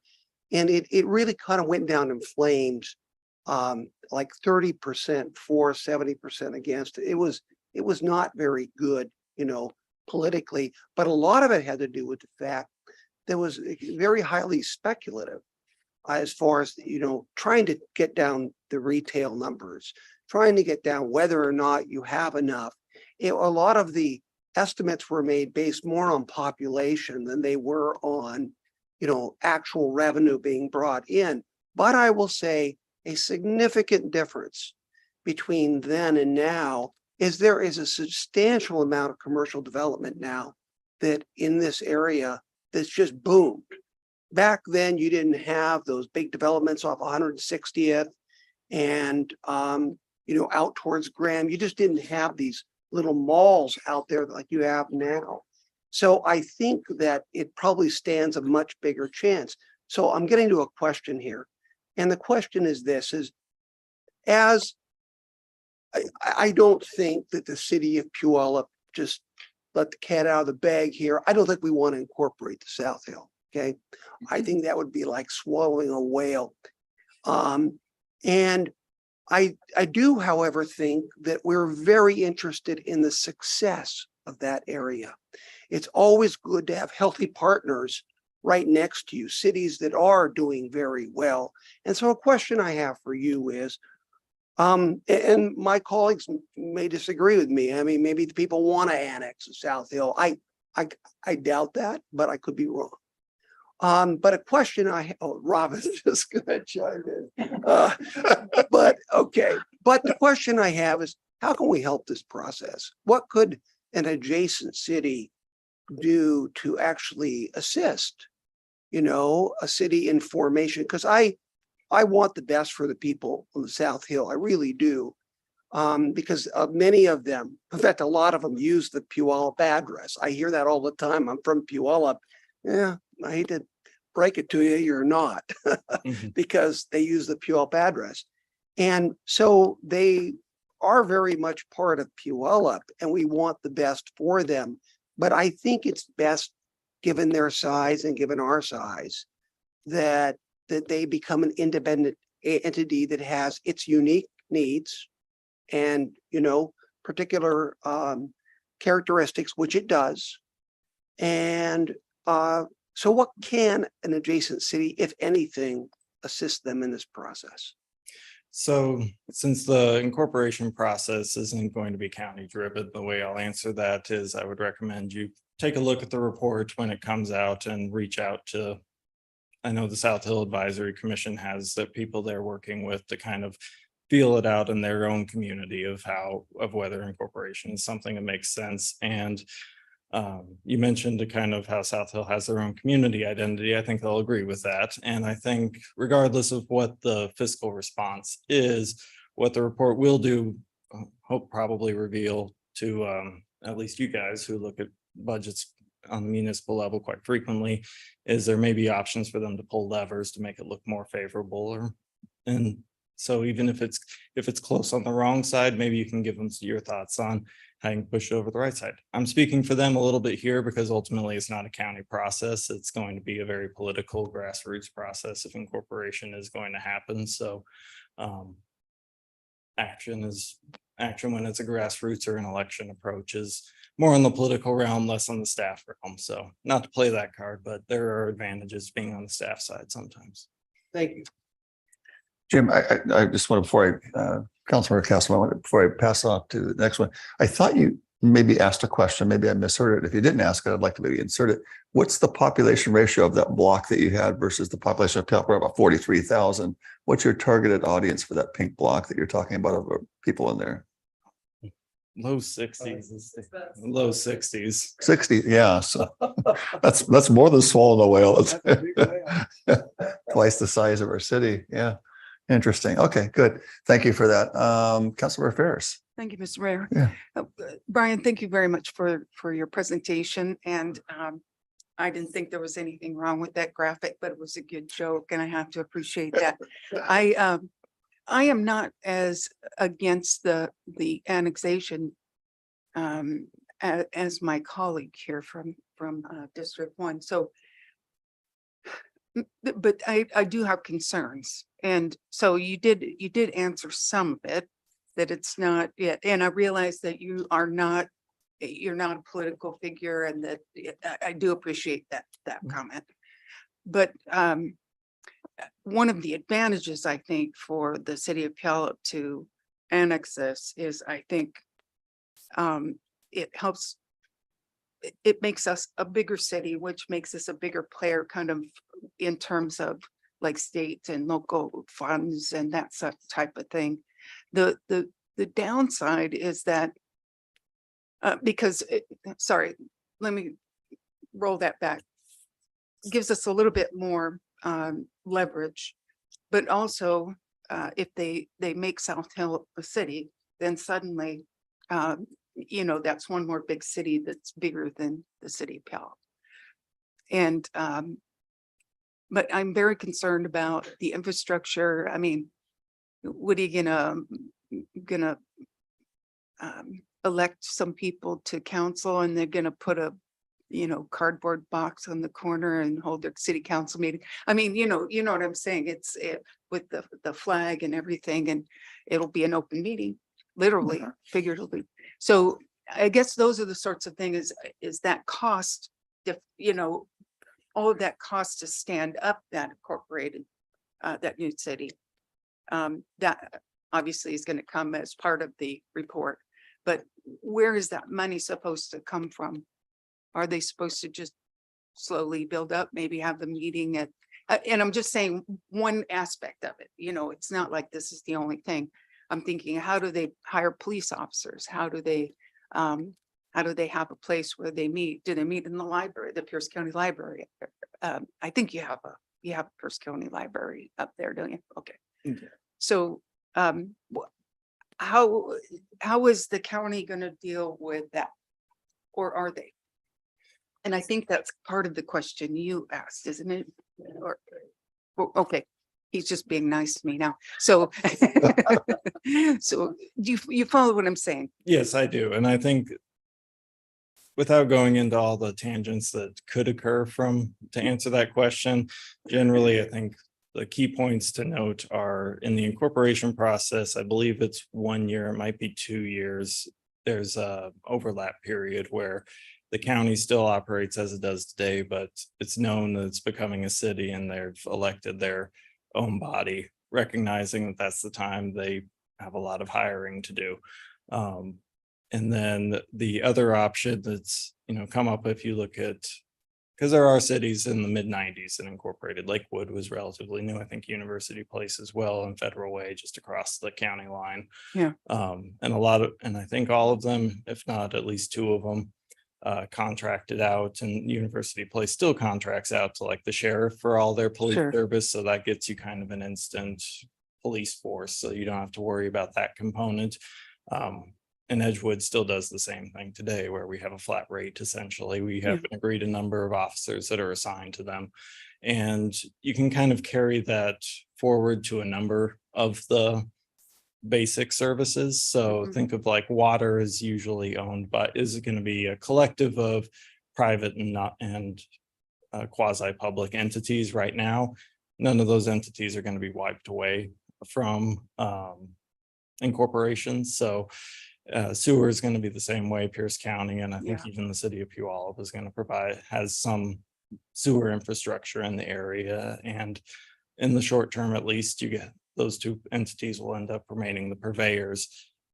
Long term, and what long term is will depend on the situation. I think the idea is that a new city would want to kind of absorb those services so that they can cater it to their needs. They can do their own sewer capital facility planning, which impacts density and where growth happens. They can have their own police force so that they can have a little bit more direction on how the police force operates, things like that.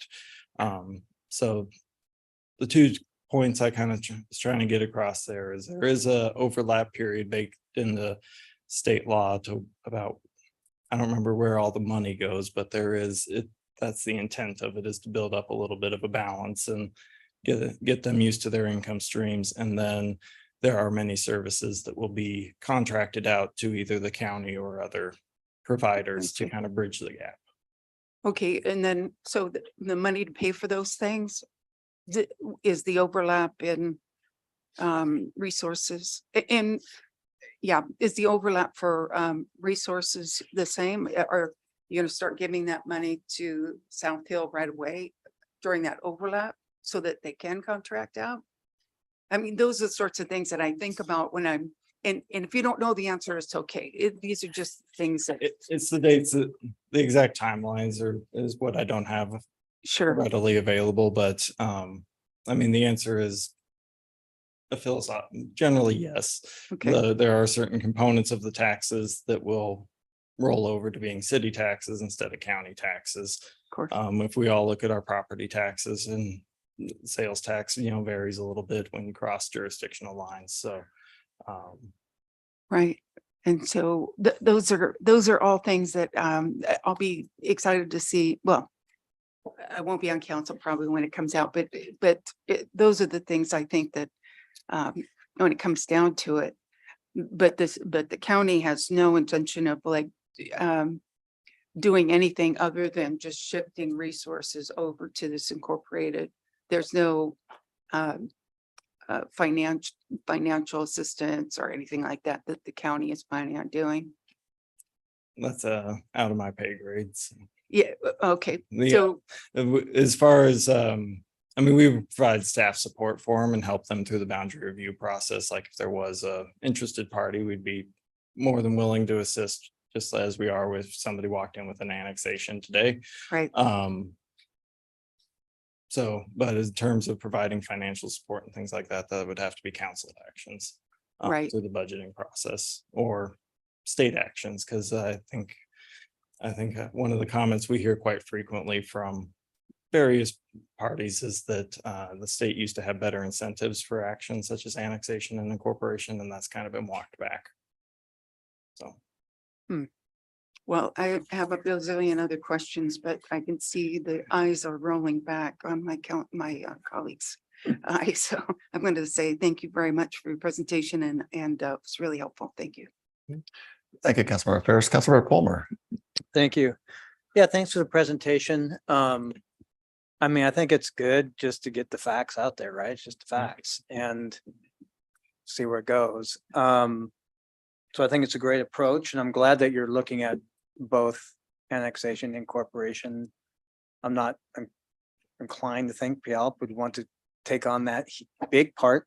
But you never know. Let's just look at the numbers. Is it gonna, in terms of the annexation part, is it gonna look at any incremental aspect of it? Or it's just kind of looking at the whole thing? It's just looking at the whole thing. whole There, thing. there was, it busted our budget if we had the consultant looking at multiple boundaries. Multiple things, and that makes sense. But and probably include some interesting boundaries. I mean, do we probably provide what you said, water and sewer in some of the area? Be interested in what I that looks like. believe you do, but I'd have Yeah. to check the map. The sewer might stop in your potential annexation area, which was that blue gap Okay, between the you pink could and the stop city, there. but you're close if you're That- not in it. Okay. Most of that sewer, I believe, correct me if I'm wrong, goes out to Chambers Bay. Is that correct?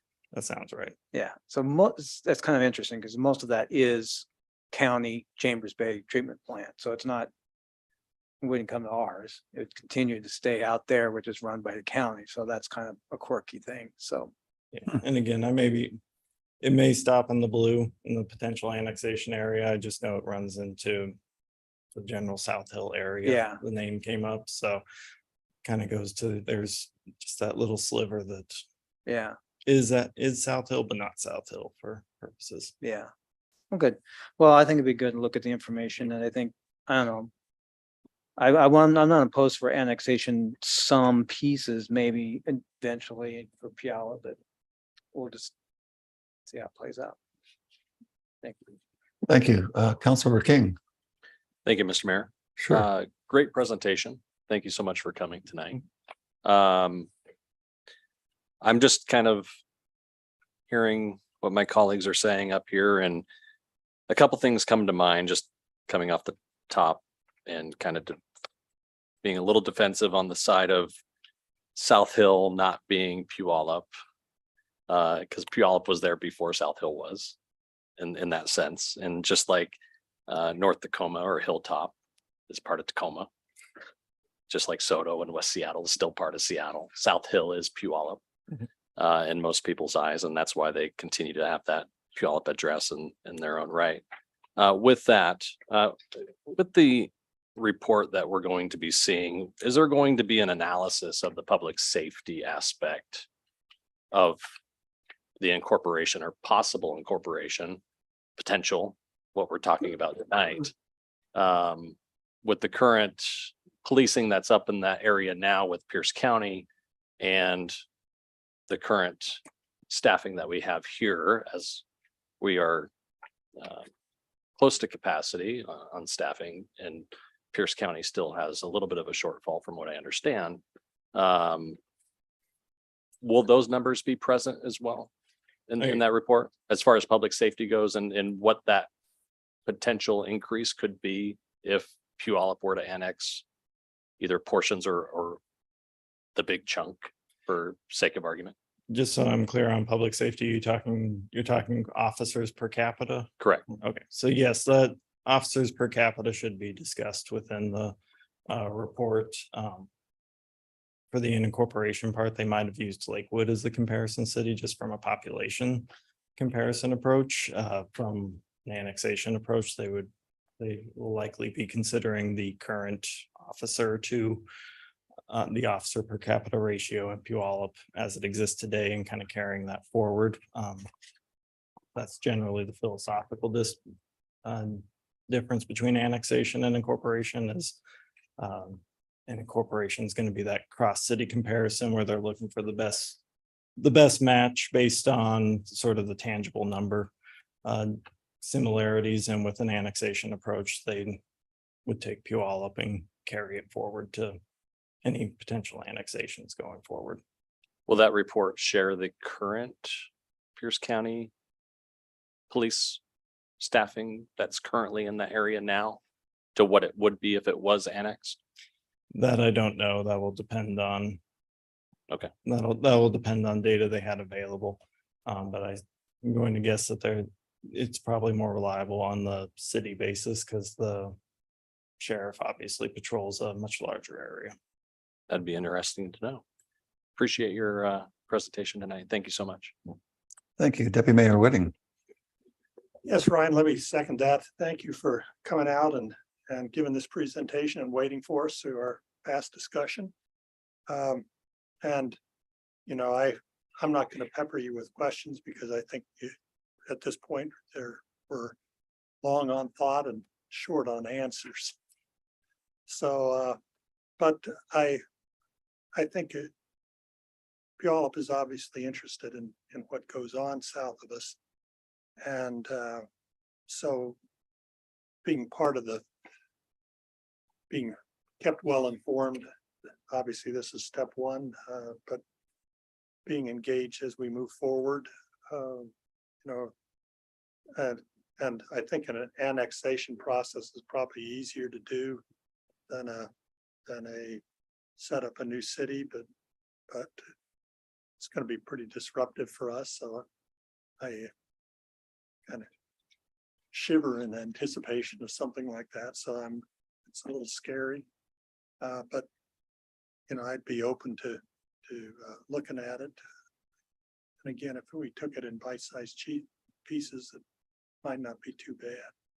So I will be watching your 9/11 session and be interested in hearing outcomes and being engaged. As far as I'm concerned, we're happy to listen. Good. And that reminds me, we do have it in our current scope with the consultant for them to present to this body. If you guys would like to hear the final findings, that would be available come December. It was noted as TBD on the timeline. We don't have a date set, but if that is something you'd like to request, Yeah. feel free to have Jeff Well, reach out to us. I'm looking at the council. I'm seeing a lot of nods. So why don't we plan on that, bringing that back up and seeing a lot of nods in the council here. So that'd be good. And then one final question before we dismiss this. I think what I'm kind of excited here is I think ultimately, however this works out, ultimately the people are going to decide this. Whether it be the people of Puyallup decided they want to annex in, or the people of Southfield deciding we want to incorporate and do their own thing. I mean, all that is the people's choice. And I think that's ultimately, you know, as representatives, we want to hear from them. You know, we can certainly maybe have a pulse of what they might be interested in, but we really can't speak for them directly on something that's significant. So we want to hear from each of these groups and let them decide through the ballot process what they want. And I think we would behoove them to respect and go along with that, because again, we're elected by the people to represent the people as they want to formulate in some capacity. So I'm excited for that prospect to see where it lands. So thank you so much for your presentation. And again, thank you to our Pierce County Council members, Dave Morrell and Paul Herrera, for being here tonight. Good to see you. And thank you for all your service to our county. All right, thank you. All right, good. Okay, at this point, we're going to go into our city manager's report, and then we'll have council reports. And then unless the city attorney wants to take us into executive session, we could we'll dismiss after that. So city manager. Yes, thank you, Mr. Mayor and Council. I just wanted to update you on a few matters. First of all, as all of you are aware, there was a fire this morning at the warehouses, cold storage warehouse there off of East Pioneer and 15th Street. Ironically, there was a fire there exactly about 2 years and 1 day ago. But today's fire was much less intense. There was one building that was damaged, one warehouse. Fortunately, there were nobody was injured in it. And other than that warehouse, there was no other property damage. There is a joint investigation going on about the cause of the fire between the, Central Pierce and Puyallup Police Department are working on that. And really appreciate the teamwork and collaboration between Central Pierce and Puyallup Police Department and our Public Works Department in responding to that fire this morning. With that, I would like to remind council and anybody in the public of our Puyallup Alerts program. This is a program that we would encourage all residents to sign up for. This morning, when that fire occurred around 7 o'clock this morning, through Puyallup Alerts, we sent out notices to 431 phone numbers, 58 emails, and 61 text messages alerting them of this fire. So if you are not signed up for Puyallup Alerts and you'd like to, which I would encourage you to do, you simply can go to our website. I did it today just as a test to make sure. You put in Puyallup Alerts in the website. It takes you to a page that is very easy to see. And right up in the right-hand corner, you click on sign up for alerts. It's literally that simple.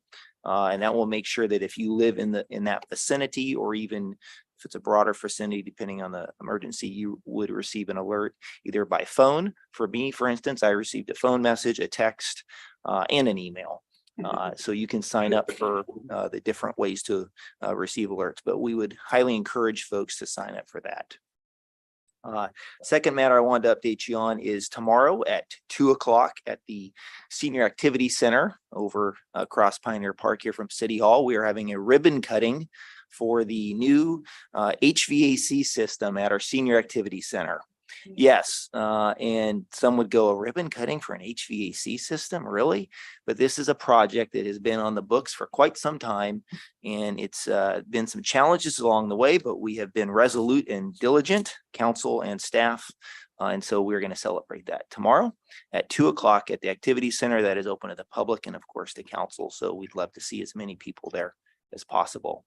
And lastly, next week's agenda, there will be 2 ordinances before you.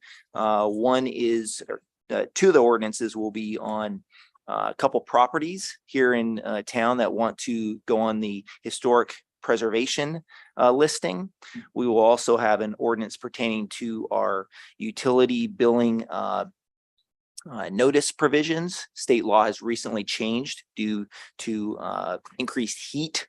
So basically, if you're going to turn off somebody's utility in extreme heat events, there are new regulations that are required. And so we're going to, Finance Director Barbara Lopez will just go over those with you. And then we will have an update from Economic Development Manager Meredith Neal on our Meridian Streetscapes implementation plan. And then also an update from Finance Director Lopez on our utility billing software implementation plan.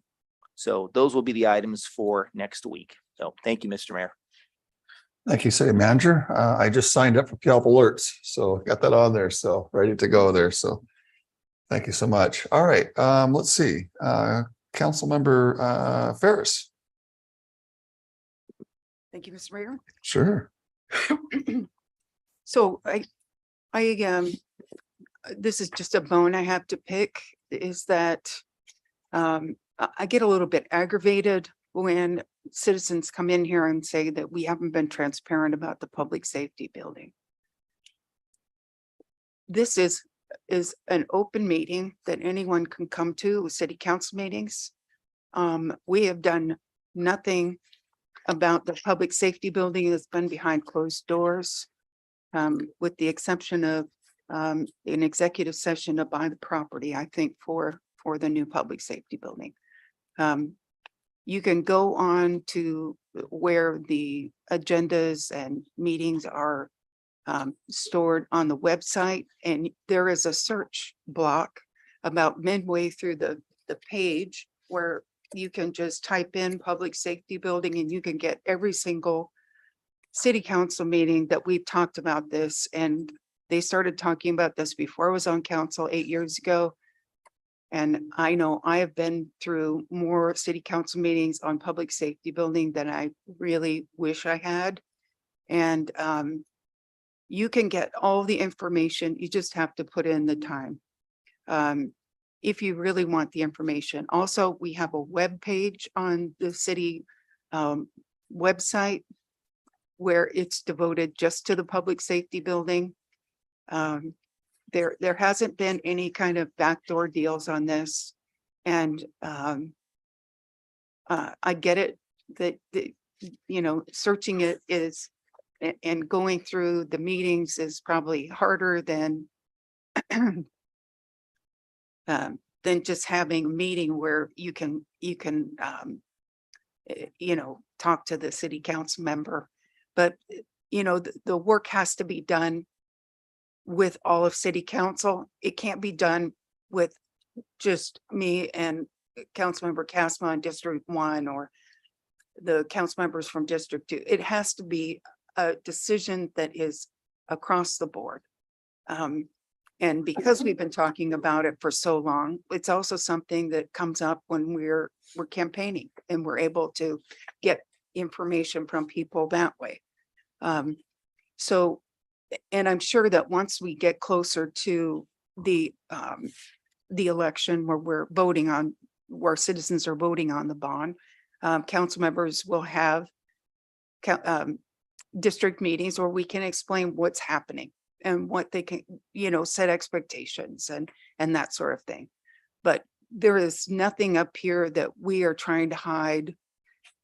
And, you know, it just, it irritates me to no end because we've talked about this ad infinitum that we're trying to hide something. That is, first of all, that's not how I roll personally, but and I don't think that anyone up here on council has anything other than we're here to serve the public.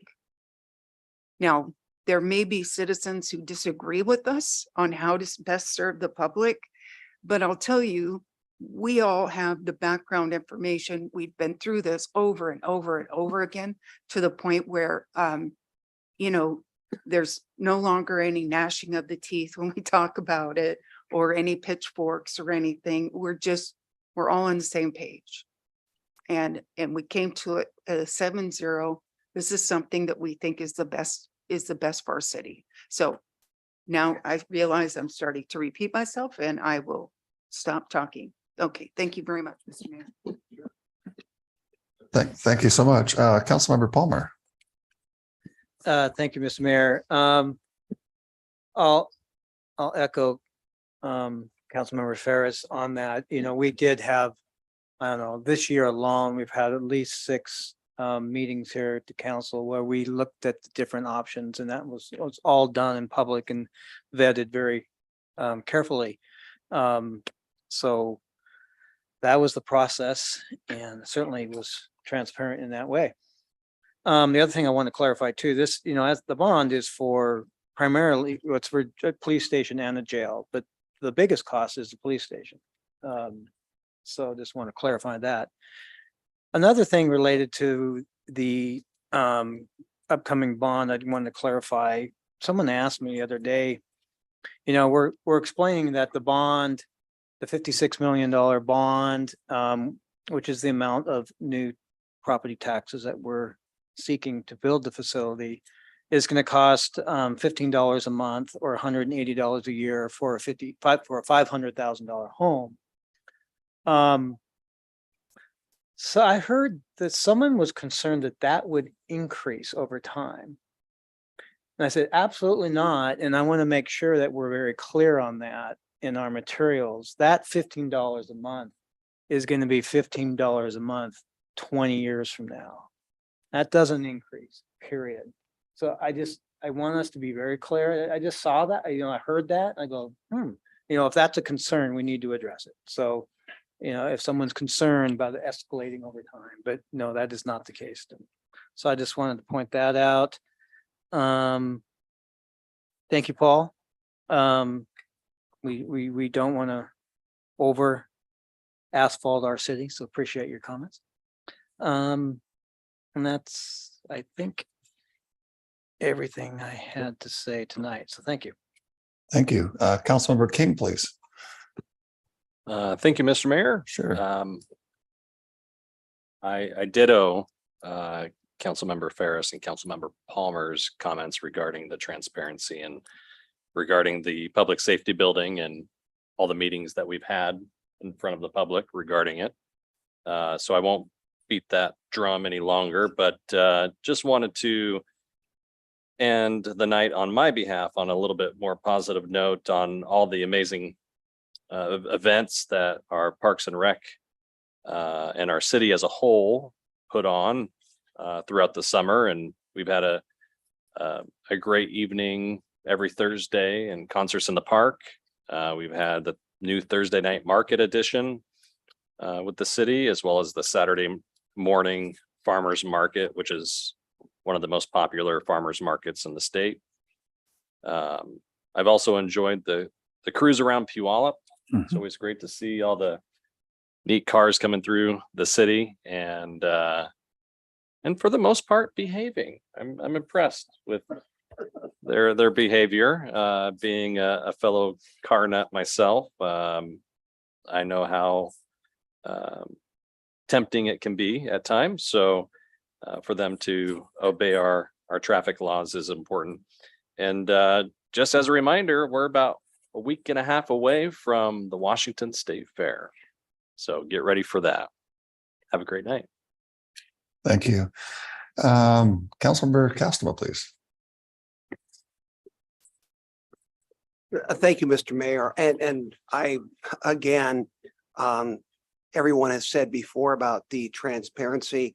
I think the public needs to know that by transparency, it's just not us discussing up here, but it's having our consultant come before us with elaborate presentations on square footage, on locations. And we looked at all the various options that are out there, whether they be renovation. And someone said the other day about the public safety building, by the way, they said that, well, why can't we just spend that money renovating the current structure? To which it's really analogous to a very old bike. I mean, this one was built in 1968. And, you know, you have officers using closets for offices. You've got, you know, plumbing backing up. The place is too small and in need of extreme repair. And the question is whether you're going to put all that money into something that, frankly, when you get done, will still be very old, still be very fragile, and will not have the longevity. It's much better to make the investment. So we have been through all of that here. And as Councilmember Ferris said, I mean, there's probably been heated discussions up here regarding it, but we all ended up with 7-0 saying, this is the proposal, substantially less than the previous two that went forward on the ballot. But we have to do the absolute necessity, what we absolutely need right now. And that proposal does that. And I think we have been open, but I do want to add this, that we are going to be having meetings at the senior center. There'll be plenty of information that the public will be given to educate them on all the details that are out there. So if you missed one of those 20, some 30 meetings, whatever the case was, we want to make sure that people do make an informed decision. And so I will just leave it at that. The last thing I would like to say is that we had one of the individuals, residents, talk about the arts along the river walk, that event. That was really very good. In fact, I put this kind of challenge out to the public. If you can come up with ways to bring more people down to the river walk, which right in front of Fred Meyer's, you know, and it starts at the Veterans Bridge, goes all the way down to the way station on River Road. It connects back up to Blue Flash Cube and goes all the way out to Ording. If you could think of events that can bring more people there to see this very rich asset that we have in our community, I know this council will entertain those events. I liked the event because it did bring I didn't have a number count, so I'm not very good with actually how many people there, but there were a fair number of people. And there were a large number of booths, artists who were there. I like the idea of it being open. They didn't charge. Some of these artists would probably fit the term struggling pretty well. But it was good that they had a place to showcase their art. They were all very serious about what they were doing. And so I welcome the people in Puyallup. We've got a lot of great amenities, but one of the best parts is really along that river area in there. And if you could come down and enjoy it, the more people that are there, really the better it is for everyone. I would like to see a crowded trail. So with that, Yahoo on the fair, can't wait for, remember, do the Puyallup. Well, let's do the Puyallup, folks. And that's it. Thank you. Deputy Mayor. Yeah, I had to step away for a moment, but as regards the public safety building, if nobody else has mentioned it, there's four public meetings scheduled in the near future. So one at Pierce College. City manager, could you tell the locations of those if nobody else has? Test my memory here. So there will be one at Pierce College. There will be one at First Baptist Church. There will be one at the Nazarene Church. And by the way, we're using these churches because those are facilities that we've used that they're available for public meetings, just so we're clear on that. So the Nazarene Church, First Baptist Church over here on the northeast side, Pierce College, and the fourth one, it's escaping me. Give me a second. But the point being, we are going to be engaging with the public, and those meetings are on the docket. Yes, the American Legion. In the Great. So northeast. So 4 public meetings, and if that isn't transparency, I don't know what is. Thanks. Thank you, Council. I want to reiterate, as I've stated before, in the last year and a half, Council, the city of Puyallup is on the verge of an explosion of prosperity on a holistic level. I believe that we are primed for that, and we will see some of these things we're talking about get some nice breakthroughs here and become even more vibrant city. And I'm excited for that. I think there's some things that will trigger that. I do appreciate the comment that was met earlier today on how much we value and appreciate free speech. Even if we have different perspectives on things, we want to always value free speech. So I do appreciate that reminder. I do want to remind us that I saw a few of my colleagues, I think it was last week or the week before, recently, that at the Concerts in the Park series, Thursday night is our last Concert in the Park series. They're having a group called, I think, Grail, and I think they won an MTV award back in the day. And I think it's going to be like a MTV rock kind of vibe tribute. And so come and join us at 6:30. I think it'll be very crowded. Last week was very crowded. A lot of dancing and a lot of fun there. And so I would encourage that. And of course, the fair coming up. There's a lot of great concerts at the fair and a lot of great public opportunities to engage with our community as well as visitors and people who come and want to visit our city once again. In terms of Councilmember Castaba's comment on the Riverwalk Trail, I do think that population of ownership and businesses down there will help, disperse, negative behavior. So what can we do to stimulate that? I might suggest that we talked about some of these incentives. Why are we not looking at putting some incentives along the river? You think about the river; it is our waterfront property.